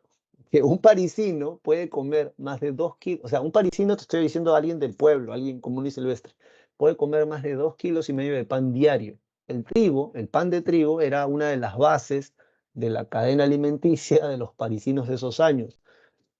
Es como hablar del arroz para nosotros, ¿no? O sea, y de la papa. O sea, acá te sirven arroz y papa. O sea, la sopa tiene papa, el segundo tiene papa, la ensalada tiene papa, todo tiene papa. O el arroz está presente en todos lados, ¿no? Entonces, comemos bastante carbohidrato. En este caso, los parisinos de esos años comen bastante pan. ¿Y qué cosa sucede? Que cuando la cosecha del trigo se pierde, obviamente, ley económica, tú ya lo has estudiado, cuando el precio de un producto, cuando un producto escasea, el precio tiende a subir. Aunque tú no lo creas, una rebanada de pan llegó a costar el salario de un mes de un campesino francés. Varón, señorita, piensa en esto. Un campesino peruano en la actualidad gana poco más de 400 soles, ¿bien? Gana poco más, creo que en la actualidad están ganando 550 o menos. ¿Tú pagarías 550 soles por una rebanada de pan? Parece impensable, ¿verdad? Pero impensable también fue la pandemia, acuérdate, la pandemia sí fue algo impensable, o sea, inimaginable para algunos. Y ocurrió, eso impensable les ocurrió a los parisinos en Francia. Una rebanada de pan más de el salario de un mes de un campesino francés.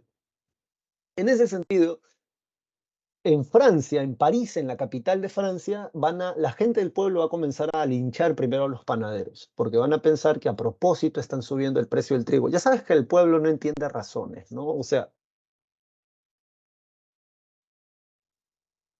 no entienden razones cuando ya están molestos, ¿bien? O sea, hay que hablar más con claridad. Y van a linchar, estoy hablando de esto, y van a linchar a los panaderos primero. Entonces ya por ahí hay un rollo. Causa número dos, que son las causas políticas, crisis del absolutismo. O sea, esta idea de que el rey concentra todos los poderes. Durante la Ilustración se criticó el sistema político del absolutismo monárquico, como ya hemos visto con Voltaire, Rousseau y Montesquieu. En economía, pucha, en economía hay gastos y pérdidas de dinero por los constantes conflictos en los que se mete el rey Luis XIV o Francia y los pierde. El primer conflicto donde pierde colonias y el problema, o sea, el problema con perder colonias te lo grafico acá, ¿bien? Esto vendría a ser una colonia. Aquí está la monarquía, vamos a dibujarla aquí con una corona.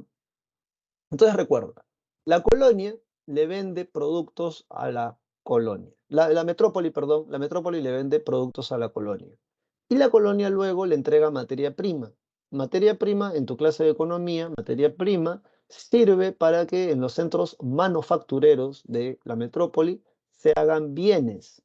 Con esos bienes, la metrópoli te vuelve a vender a la colonia.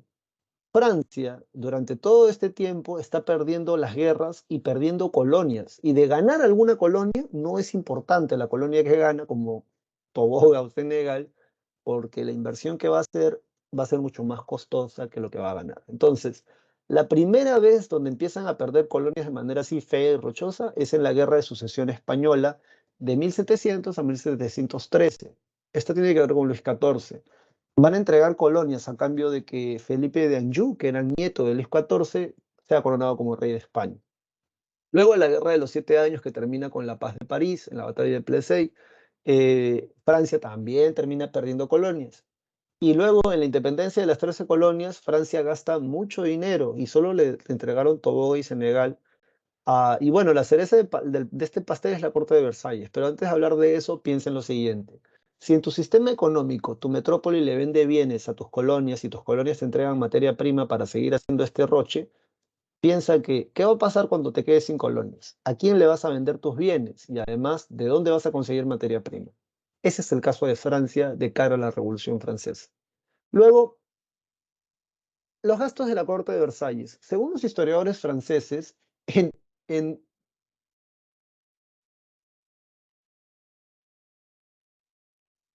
En una semana, en una semana, la corte de Versalles consumía más alimento que todo el pueblo de París en un mes.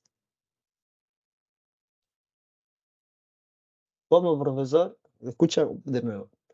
En una semana, toda la corte, o sea, toda la nobleza que vive en el Palacio de Versalles, Versalles significa espejos, acá tú puedes ver el Salón de los Espejos en Versalles, toda la nobleza toda la nobleza de Francia que vivía en la corte de Versalles, en el Palacio de Luis XIV, Luis XV y Luis XVI, en una semana consumían lo que todo el pueblo de París hubiese podido comer en un mes. No te voy a explicar mucho, pero básicamente una de las razones es por sus hábitos alimenticios. Ellos cuando, cuando comen no comen todo. Profesor, no entiendo. Eso es hasta clase de etiqueta en la actualidad. Imagínate que esto es una pierna de pollo. Entonces agarran y muerden una, dos veces la piernita de pollo, ¿verdad? ¿Quieres más pierna de pollo? ¿Eres un noble en el Palacio de Versalles? Sí, creo que sí. Botas esa y agarras otra. Lo mismo es con la fruta. Muerdes una manzana una o dos veces. ¿Quieres más manzana? Sí. Botas esa manzana y agarras otra nueva. ¿Por qué? Porque solo la plebe come una pierna de pollo hasta el hueso. O la manzana, la plebe, te la devoras toda porque siempre tienes hambre, ¿no? Entonces, los nobles no comen así. Los nobles botan comida. Ese es uno de sus hábitos y esa es una de las razones del despilfarro. Porque, o sea, te estoy hablando de la comida nada más, ¿ah? Porque otra cosa es hablarte de la ropa, otra cosa es hablarte de los animales que ellos tenían que mantener o costear. O sea, entonces el despilfarro de la corte de Versalles se vuelve todo un tema durante la Revolución Francesa. Van a haber pasquines, volantes que hablan del despilfarro y del gasto del rey, de la reina, el reino la tenían ya tonta con estas denuncias, entre otras cosas más. Luego, en la cuestión ideológica tenemos la influencia de la Ilustración, que va obviamente a criticar todo. En sociales, las desigualdades entre los estamentos. En este caso, que es un grabado de época, es la piedra que soporta el tercer estado, ¿no? El tercer estado es este tipo que está aquí aplastado por esta piedra, que tiene tallada esta piedra los impuestos de la Edad Media, ¿no? Talla, impuestos y corvarios. Y sobre estos impuestos, quienes viven de estos impuestos, la nobleza y el clero. Acuérdate que hay nobles que son partes de la iglesia, a eso se les llama el alto clero. Dicho esto, am, ya hablamos de las causas. Bueno, lo que tenemos aquí es un texto que se los puse de nuevo en la separata, porque, bueno, en el 2004 creo que fue una pregunta de San Marcos. Acá está en tu separata. El texto es de Immanuel Sieyes y él pregunta, ¿qué es el tercer estado? ¿Qué es el tercer estado? Pregunta él. La respuesta, todo. El tercer estado, la plebe, la burguesía.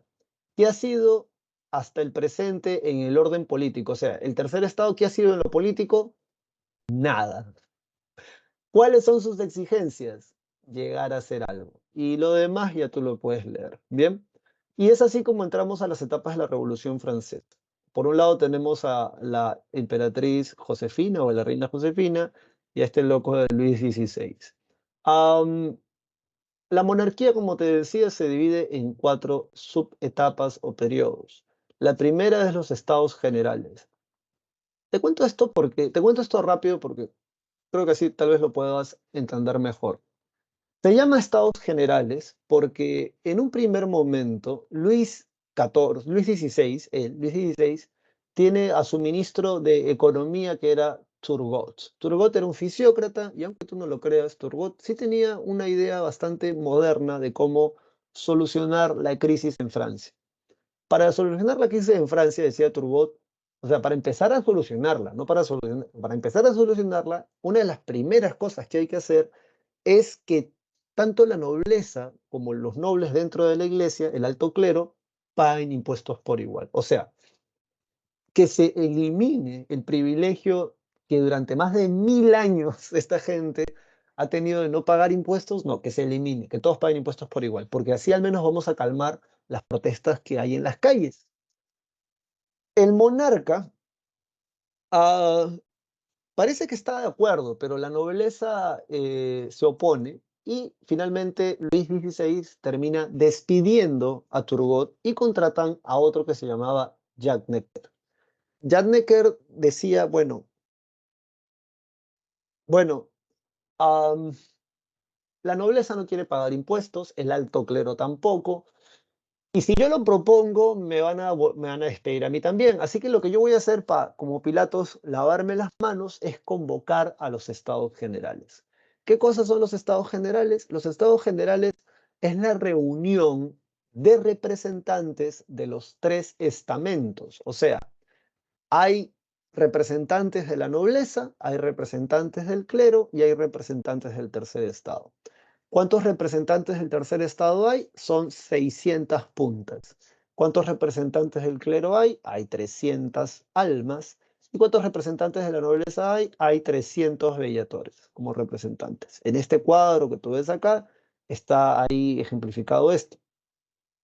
Los que están a favor del rey en estos estados generales, los que están a favor del rey, se sientan a su derecha. Bien, y los que están en contra se sientan a su izquierda. O sea, los que están en contra desde un punto de vista de tener representantes, que el rey no tenga poderes absolutos, ellos están a su izquierda. Esta es la famosa división en la actualidad que ha sobrevivido hasta desde estas épocas. La derecha es lo que está con el gobierno, es el orden de turno. La izquierda son los opositores, en teoría. Bien, porque en nuestro país la izquierda esas izquierdas, porque ni siquiera es una sola, son más de 30 o 10 partidos políticos súper chiquitos que solo se unen cuando hay elecciones en el país. Entonces, ¿cuál es el roche? ¿Cuál es el rollo? ¿Cuál es el tacu-tacu? ¿Cuál es el caucao acá? Am, el problema de la votación. Bien, ese es el problema. Jack Necker se lavó las manos porque miren, los estados generales no se reunían sino hacía 175 años, si no me equivoco. Espérate, déjame ver si tengo el dato aquí correcto. O sea, la última vez que se reunieron los estados generales para hablar de algo fue hace 170 y tantos años atrás. Sí, aunque usted no lo crea. A ver, ¿cómo está esto?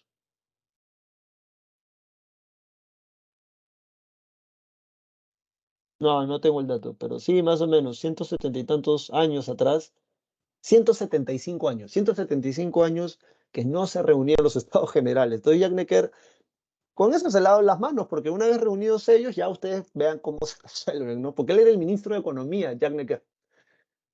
Y bueno, esto del problema de la votación, como les decía, tiene que ver justamente porque tanto la nobleza como el clero querían votar por estamento. O sea, que los 300 votos del clero equivalgan a un voto, que los 300 votos de la nobleza equivalgan a un voto y que los 600 votos del tercer estado equivalgan a un voto. Entonces, como la nobleza y el clero siempre andan juntos, serían dos votos contra un voto que es del tercer estado. En cambio, la gente del tercer estado quería votar por individuo. O sea, somos 600 puntas que cada uno vote de manera individual, pues, ¿no? Y entonces así vamos a ver. Ahora tú dirás, profe, pero ya, pues, ¿no? Son 300 más 300, son 600 votos de la nobleza contra 600 votos, o sea, de la nobleza y del clero contra 600 votos del tercer estado. El rey finalmente es el que dirime, ¿verdad? O el que decide finalmente.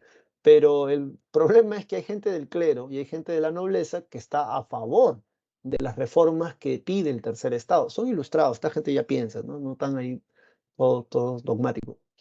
Y bueno, lo que sucede es que tanto se van a negar la nobleza y el clero de votar por individuo, que finalmente los representantes del tercer estado deciden sesionar por su cuenta en la sala del juego de la pelota. ¿Bajo qué razonamiento? Aunque tú no lo creas, estos 600 representantes del tercer estado, pilla la idea, representan al 97% de la nación francesa. Tú dirás, ¿cómo? Es que eran 600 representantes de la plebe, del tercer estado, porque vienen de toda Francia. En cambio, los representantes del clero y de la nobleza son un pequeño grupo de gente. Y ellos, o sea, la nobleza y el clero juntos, solamente alcanzaban apenas al 3% de la población.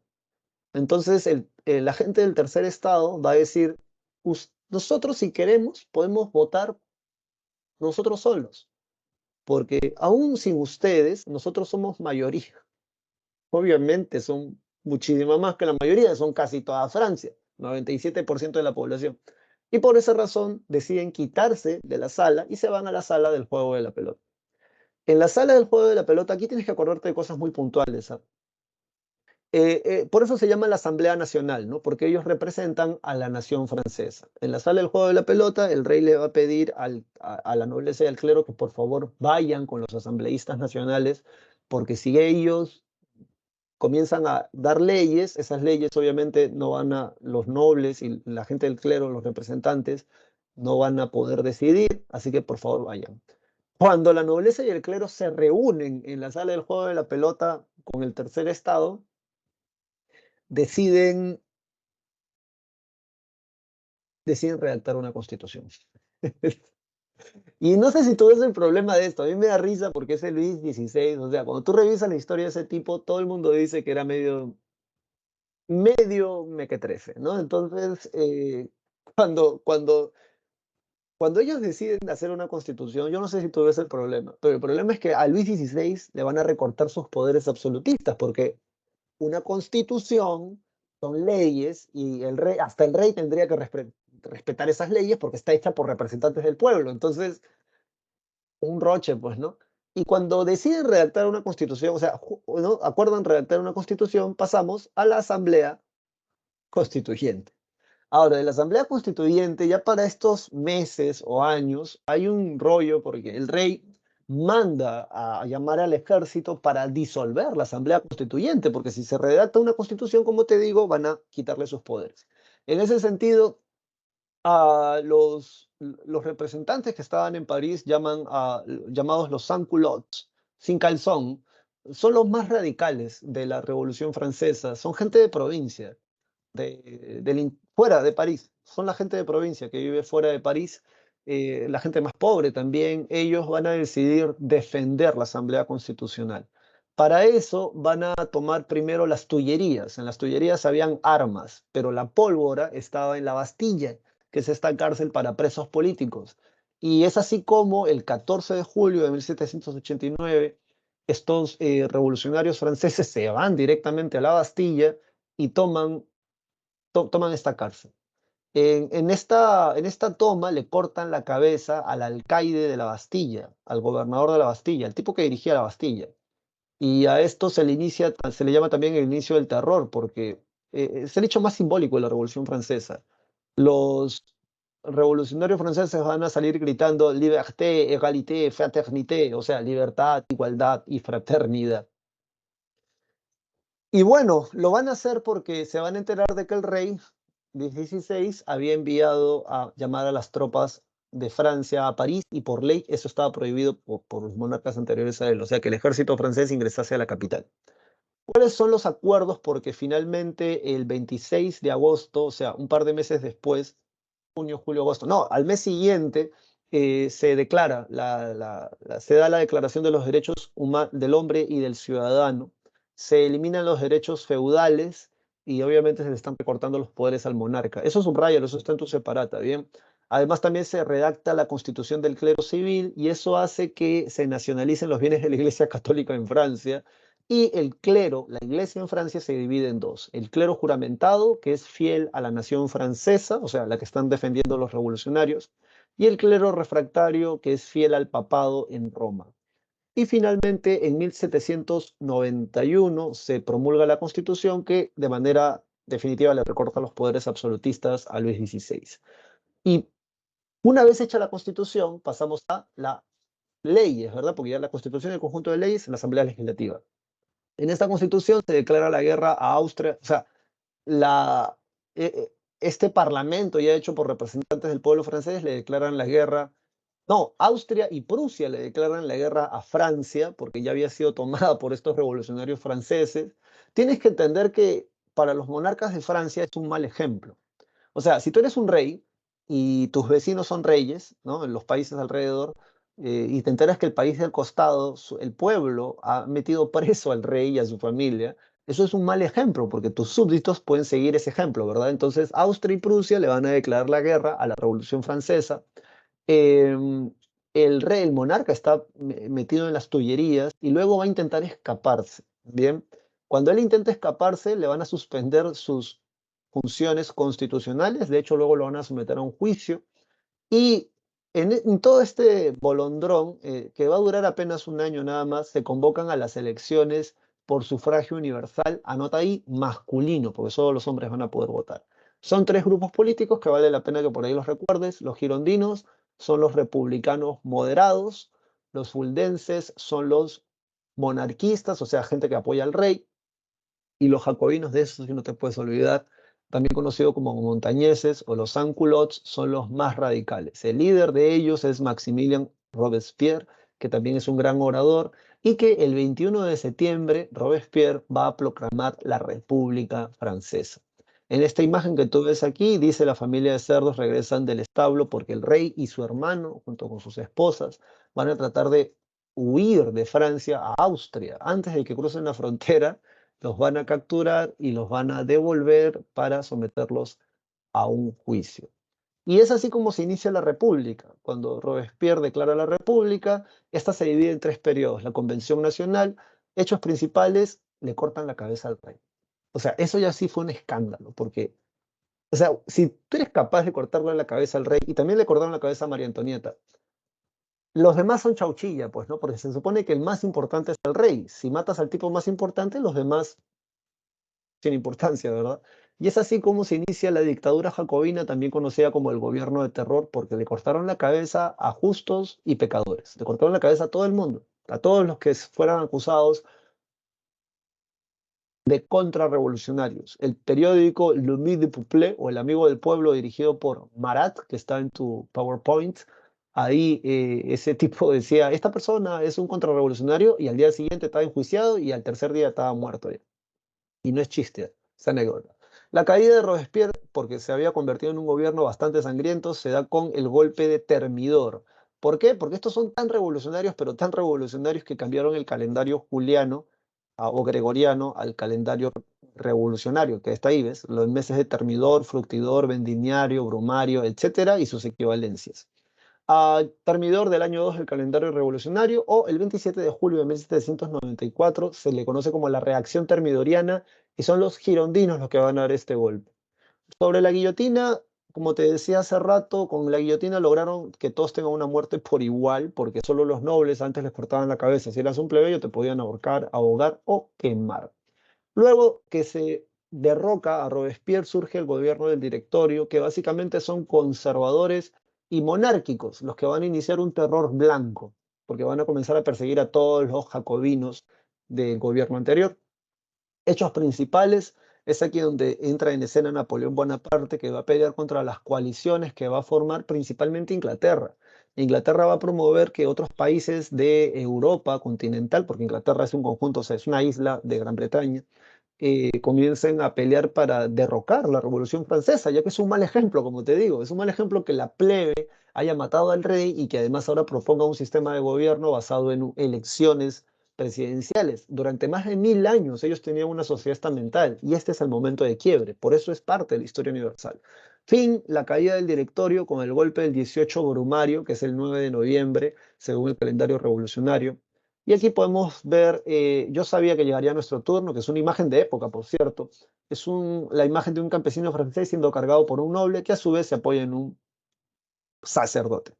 Y aquí tenemos las campañas de Napoleón en Egipto, o en un cuadro al menos, de las campañas de Napoleón en Egipto.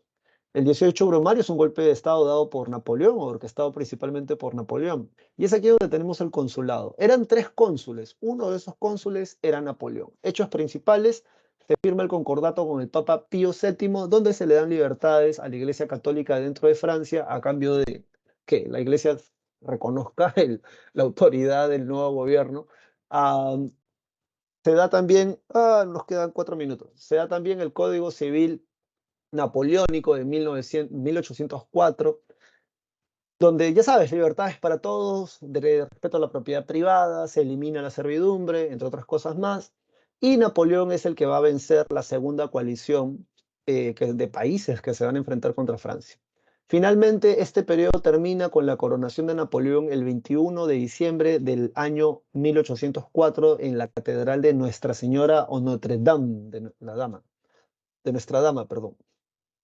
Se dice que en la coronación el Papa Pío VII que quiso coronar a Napoleón, pero Napoleón, hay dos versiones. Una le arrancha la corona y la otra simplemente es que Napoleón toma la corona de las manos del Papa y él se coloca la corona a sí mismo.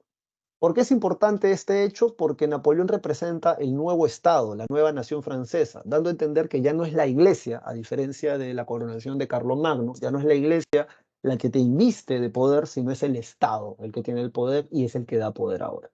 Y aquí tenemos a Napoleón todo glorioso, que es una pintura Napoleón en su trono imperial, todo sexy. Y es así como pasamos a la etapa del imperio.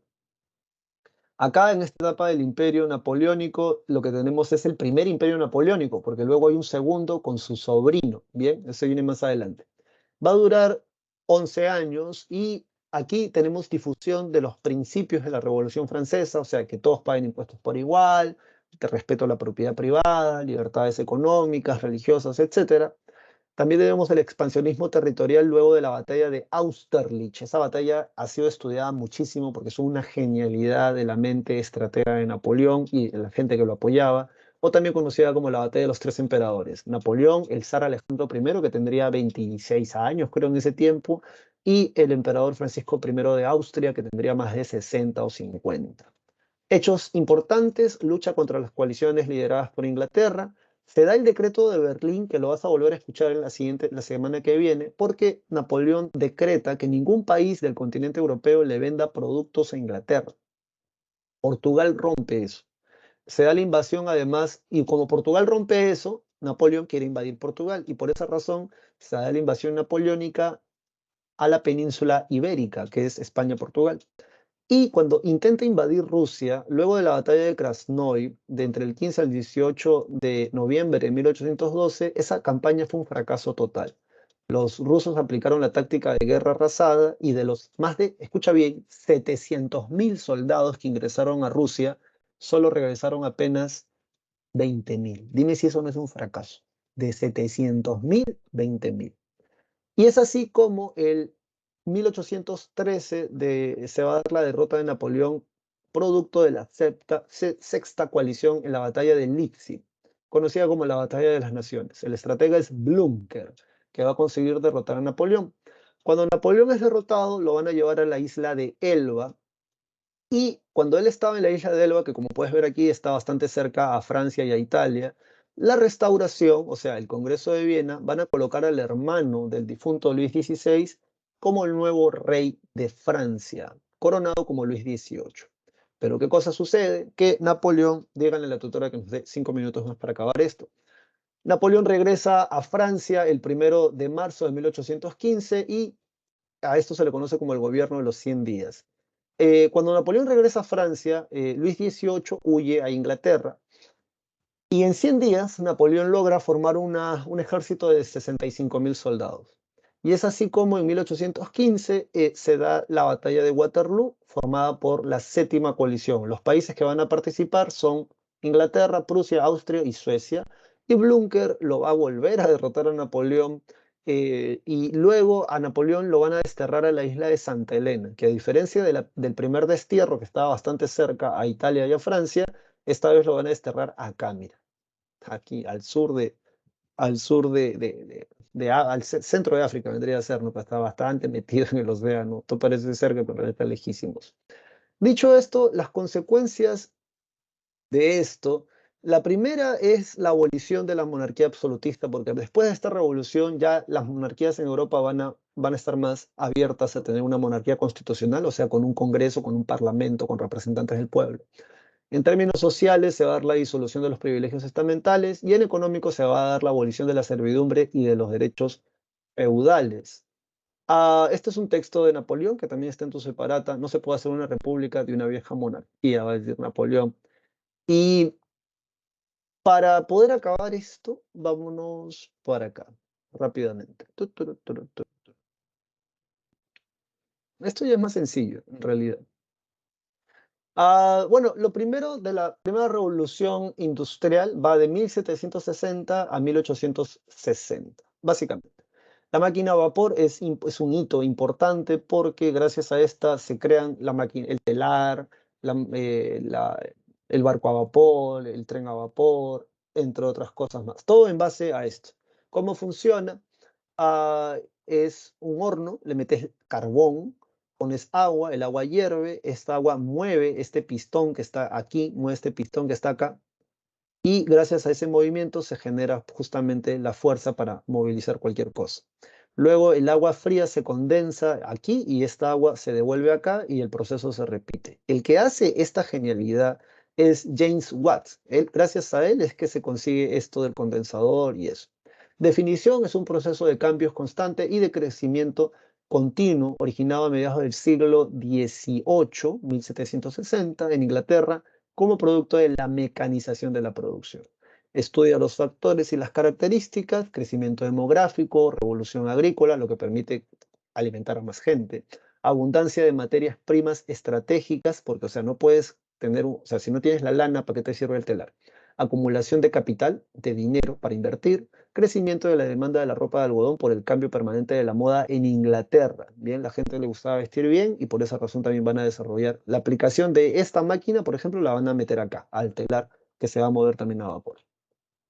Características es la hegemonía de la industria textil y siderúrgica, estamos hablando de Inglaterra en un primer momento, y la revolución de los medios de transporte y telecomunicaciones gracias transporte al tren a vapor, barco a vapor, que ahora son más rápidos, y al telégrafo, porque el titit, titit, ¿no? Tú puedes mandar mensajes a otros lugares. Algo que San Marcos ha preguntado, así como también en sus exámenes en la pre, es cuáles son las fuentes de energía de la primera y de la segunda revolución industrial. De la primera es el carbón y el vapor, y la materia prima es el hierro y el algodón. No te vayas a olvidar de eso. Las consecuencias te las aprendes de memoria. Migración de la ciudad al campo, lo que deja el campo un poco mal. Y es aquí donde surge una nueva clase social, que es la clase obrera. Crecimiento urbano, ruina de la producción artesanal, porque ahora todo se produce con máquinas. Duras condiciones de trabajo, porque recuerda que aquí no hay derechos laborales en este tiempo. Bien, los derechos laborales vienen a finales de 1800, a finales, 1890 en adelante, ahí recién hay derechos laborales. Y surge el proletariado y los sindicatos. Acá debería decir la clase obrera, en realidad, el proletariado, ya hablaremos de eso más adelante, pero tú hazle caso a la separada. En restauración, y ya con esto terminamos la clase porque te pedí 5 y ya se van a cumplir, básicamente son las monarquías europeas reuniéndose en Austria, en Viena, dirigida por von Clement Metternich, para restablecer el mapa político europeo a como era antes de la Revolución Francesa. Y por eso se llama la restauración. Ahora, ¿cómo van a defender este retorno a las monarquías absolutistas que va a durar un breve tiempo con un ejército creado por todas estas monarquías? Bien. ¿Qué cosa es lo que van a sostener? No es posible una paz sin un monarca legítimo, no constitucional. ¿Ves? Están en contra de la revolución. Cada potencia es responsable del orden internacional, intervenir para restaurar cualquier monarquía en peligro de una revolución, y los congresos serán arbitrados para la solución de los problemas internacionales. Esto se va a dar en teoría. Chicos y chicas, gracias por tu atención, por estos 5 minutos robados. Ya puedes ir a tu recreo.